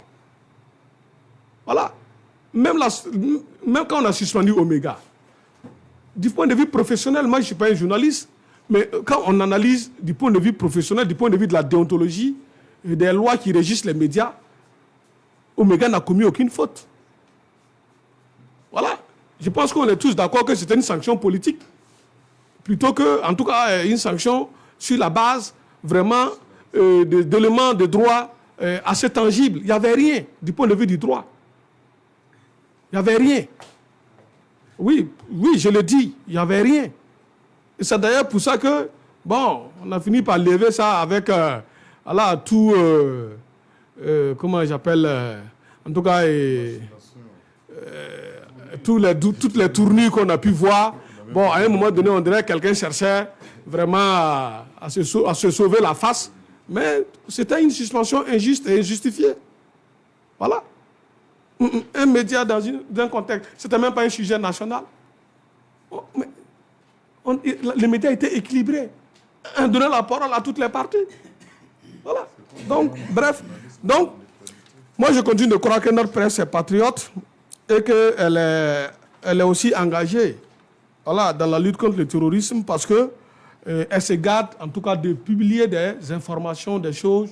En tout cas, moi, à ma connaissance, peut-être que je me trompe, à ma connaissance, je n'ai pas vu d'articles ou des émissions allant dans le sens de la démoralisation de nos troupes combattantes sur le terrain. Moi, je n'en connais pas. Voilà, si quelqu'un en connaît, bon. Voilà. Et la désignation du président du CSC par le président, oui, ça renvoie encore au recul. Parce que l'idéal dans un système démocratique, c'est l'élection des responsables. C'est ça l'idéal. Mais quand on en vient à revenir à l'ancienne formule, bon, je pense qu'on ne peut pas dire qu'on a avancé. Ça va dans la logique toujours de l'idée de caporalisation de la presse. Je pense que c'est un peu dans ce sens. Sinon, ce n'est pas pour consolider le CSC, je suis désolé. Cette révision n'est pas consolidante pour le CSC. Voilà. Et ça, c'est mon point de vue. Ce n'est pas une révision qui consolide les attributions du CSC. Voilà. Parce que, tu vois, tout le monde n'a pas ce que j'appelle, le doyen Badinter appelle le devoir d'ingratitude. Le devoir d'ingratitude, c'est le fait d'être nommé par une personnalité et de pouvoir avoir du recul par rapport à cette personnalité, de pouvoir prendre des décisions contre même l'assentiment de cette personnalité. C'est ça le devoir d'ingratitude selon Badinter, ce célèbre avocat français qui a siégé au Conseil constitutionnel français. Il disait que le juge constitutionnel doit avoir un devoir d'ingratitude vis-à-vis de l'autorité de nomination. Voilà. Donc, au niveau du Conseil supérieur de la communication, peut-être c'est le seul espoir, peut-être c'est d'espérer que le président nomme une personnalité comme président, mais qui a de la personnalité. C'est-à-dire, oui, tu m'as nommé, mais bon, je me dois quand même de faire mon travail avec professionnalisme, dans le respect des règles d'éthique, de déontologie, etc. Donc, vous pouvez nommer quelqu'un, mais qui a de la personnalité, qui n'est pas là pour être un béni oui-oui. Le seul espoir, c'est ça. Sinon, si on caporalise tout, on nomme des béni oui-oui, ben, bonjour. Voilà. Bon, j'avais répondu, hein, nous sommes... oui, un centre de recherche, ce que vous devez savoir, un centre de recherche, c'est des cercles restreints. Voilà, le CEDE n'est pas une organisation de masse. Ça, c'est notre nature. Un think tank ne peut pas être une organisation de masse. Une organisation de masse, c'est une organisation qui enregistre des militants, l'entrée massive de militants en son sein. Si vous dites que vous êtes un cercle de réflexion, un cercle suppose que c'est fermé. Ça ne veut pas dire que nous sommes une secte non plus. Ce n'est pas une organisation sectaire. On est ouvert aux autres organisations, mais c'est vraiment un groupe restreint. Voilà, nous ne sommes pas une organisation de masse. Mais nous essayons de travailler dans l'intérêt des masses populaires, sans pour autant être une organisation de masse. C'est un peu ça notre nature. Comment faire pour que les masses puissent porter les positions du CGD? Oui, c'est ce que nous essayons de faire en organisant les dialogues démocratiques, en allant dans des communes rurales, dans des communes urbaines pour passer certains messages, pour faire certaines formations. Le but, c'est de nous rapprocher davantage des masses et de faire de sorte à ce que les masses puissent porter justement l'idéal démocratique. Fenêtre d'opportunité est-elle profitable? Bon, pour le moment, c'est une fenêtre d'opportunité, mais du point de vue des acteurs de la gouvernance démocratique, pour le moment, ce n'est pas une fenêtre qui nous est profitable. Parce que l'essentiel de ce qui se passe actuellement, c'est vraiment aux antipodes des standards démocratiques. Et ça nous laisse quand même un goût amer. Donc la fenêtre d'opportunité tend à devenir, si vous voulez, une chape de plomb, sinon un rideau de fer qui s'abat. Et voilà. Non, la dernière question, c'est non, remise en cause. Oui, c'est la même chose. Voilà, ce que je viens de dire. Retenez simplement que moi, je crois que la lutte contre le terrorisme, là, n'est pas incompatible avec le respect des libertés, le respect des libertés démocratiques. Ce n'est pas incompatible. Bien au contraire. C'est dans la pluralité des opinions, c'est dans le débat contradictoire qu'on peut générer les solutions idoines pour faire face à la crise. C'est dans le respect des droits humains qu'on peut démobiliser, acheter les poches de recrutement des groupes armés. Ce n'est pas par la violation des droits qu'on va réussir cela. Et toutes les études le montrent. 70 à 80% des personnes qui se radicalisent le sont du fait des exécutions extrajudiciaires. Et c'est pour cela que nous avons toujours contribué à former nos FDS, nos VDP, nos ILS, les initiatives locales de sécurité sur le respect des droits humains. Parce que pour nous, le respect des droits humains là, est une des clés pour gagner la guerre. Parce que dans toute guerre, qu'elle soit asymétrique ou classique, d'abord, d'accord, c'est-à-dire les communautés civiles restent des enjeux pour les belligérants. Mais si vous voulez, puisque les terroristes veulent le soutien des communautés, nos FDS veulent le soutien des mêmes communautés. Comment nos FDS auront le soutien des communautés si on les encourage à violer les droits humains? Elles vont se saper le soutien des communautés. Alors que si vous avez le soutien des communautés, ça vous permet même d'identifier facilement l'ennemi. On pourra vous dire, dans telle maison, il y a un gars au comportement suspect, allez-y l'arrêter, on peut enquêter et puis voir. Voilà. Mais si on viole les droits, ça pousse les communautés dans les mains de l'ennemi. Voilà. Et donc, c'est pour cela que nous pensons, et notre position est que la lutte contre le terrorisme n'est pas incompatible avec le respect des libertés démocratiques et le respect des droits humains. Je vous remercie.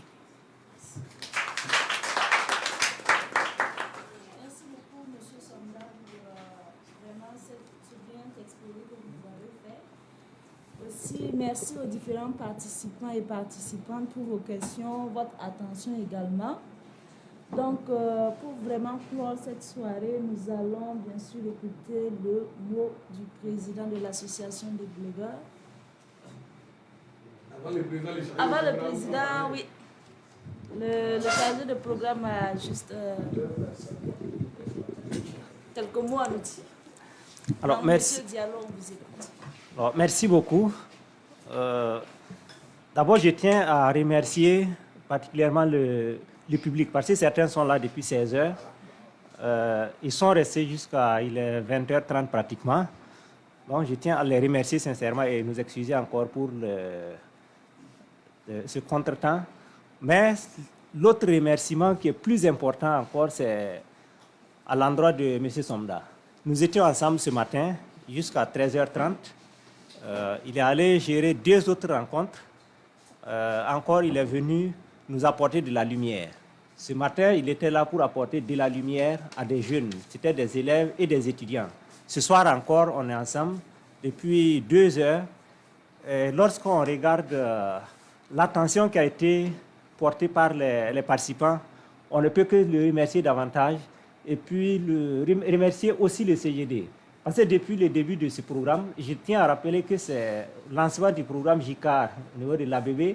C'est M. Somda Anselme qui avait animé notre conférence publique. C'était le 14 octobre dernier. Et aujourd'hui encore, pour la dernière activité de l'année 2023, nous avons cette chance de la voir. Et à chaque fois, on en sort grandi intellectuellement.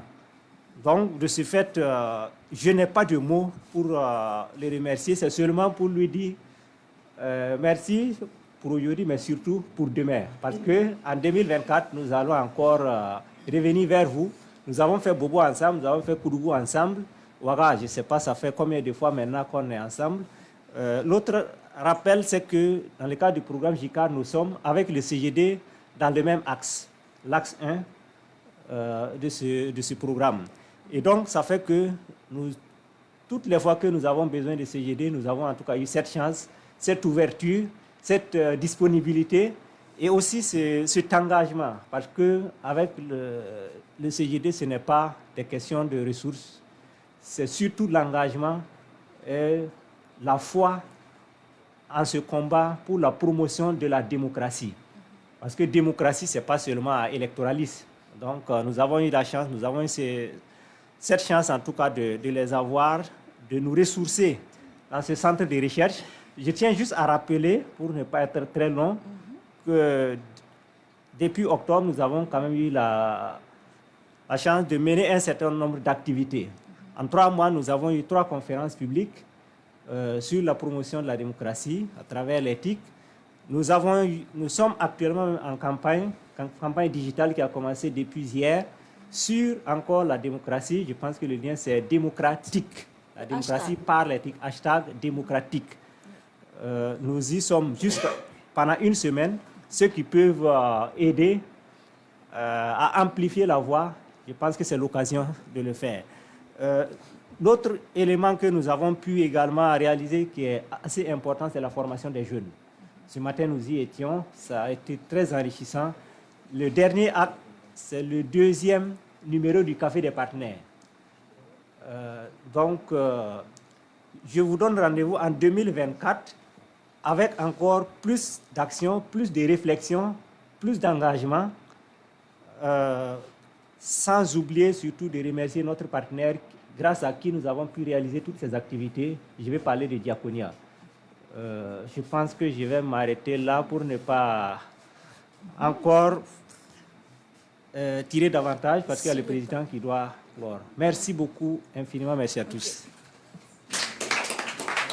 Merci beaucoup, M. Diallo. Je rappelle qu'il est le chargé de projet, notamment en ce qui concerne le projet avec Diaconia. Donc, nous allons écouter le président à présent.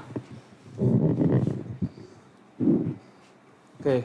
Donc, bonsoir encore à toutes et à tous.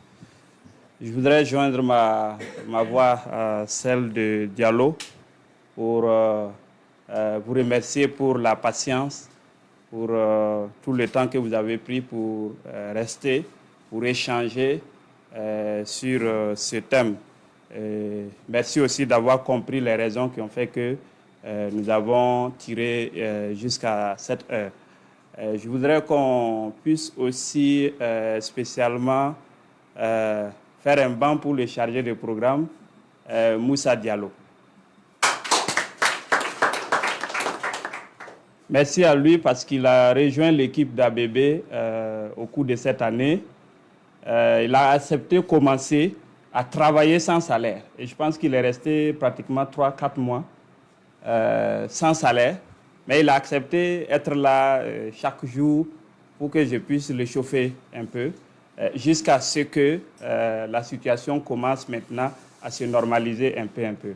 Et la première activité qu'il a eu à organiser, c'était cette conférence publique, comme il l'a dit, avec le CGD, avec M. Somda à l'hôtel Wen Yide. Nous avons tous vu la mobilisation et nous avons continué avec cette mobilisation à Koudougou.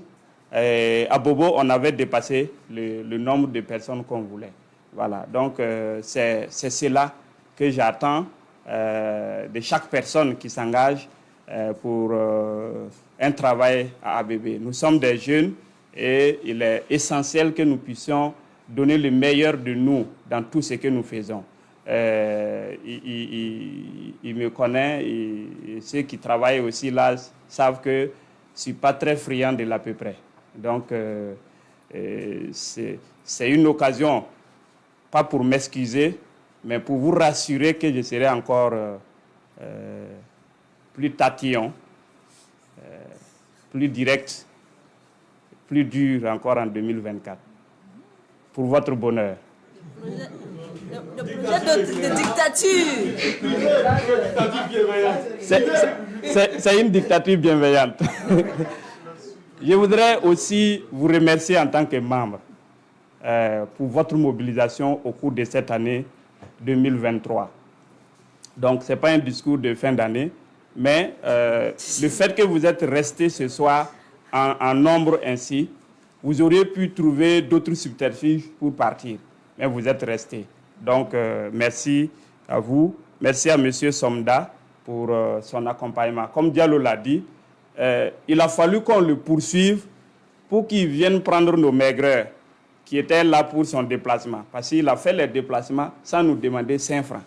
Et c'est parce qu'on devait faire notre audit, nous justifier nos dépenses, qu'on l'a poursuivi pour qu'il puisse venir. Donc, on a besoin de ce genre d'engagement. Il y a des gens que vous approchez pour même modérer une communication. Ils vont vous dire, tel montant, je ne viens pas. Voilà. Donc, merci à vous pour la disponibilité et transmettez aussi notre remerciement, notre gratitude au CGT, à l'ensemble de l'équipe pour cette collaboration que nous avons, ce partenariat que nous avons entre structures. Bon, je finirai par vous souhaiter de passer, nous sommes jeudi, hein? Bien. Bon. On ne va pas rentrer dans le bruit d'abord. Le bruit est encore loin, oui. Mais n'empêche, je dirais que nous sortons de cet échange qui est le dernier de l'année 2023. Nous pensons que malgré les vents, malgré les intempéries, nous avons tenu. Je vais vous dire une chose. Depuis juillet, ABB a fait l'objet de situations difficiles que nous avons gérées à l'interne sans communiquer. Beaucoup d'entre vous savent qu'on a été hacké, on a été attaqué sur toutes nos plateformes et on a pu gérer pour se remettre en scène. Et depuis octobre, nous sommes suivis partout où nous mettons le pied.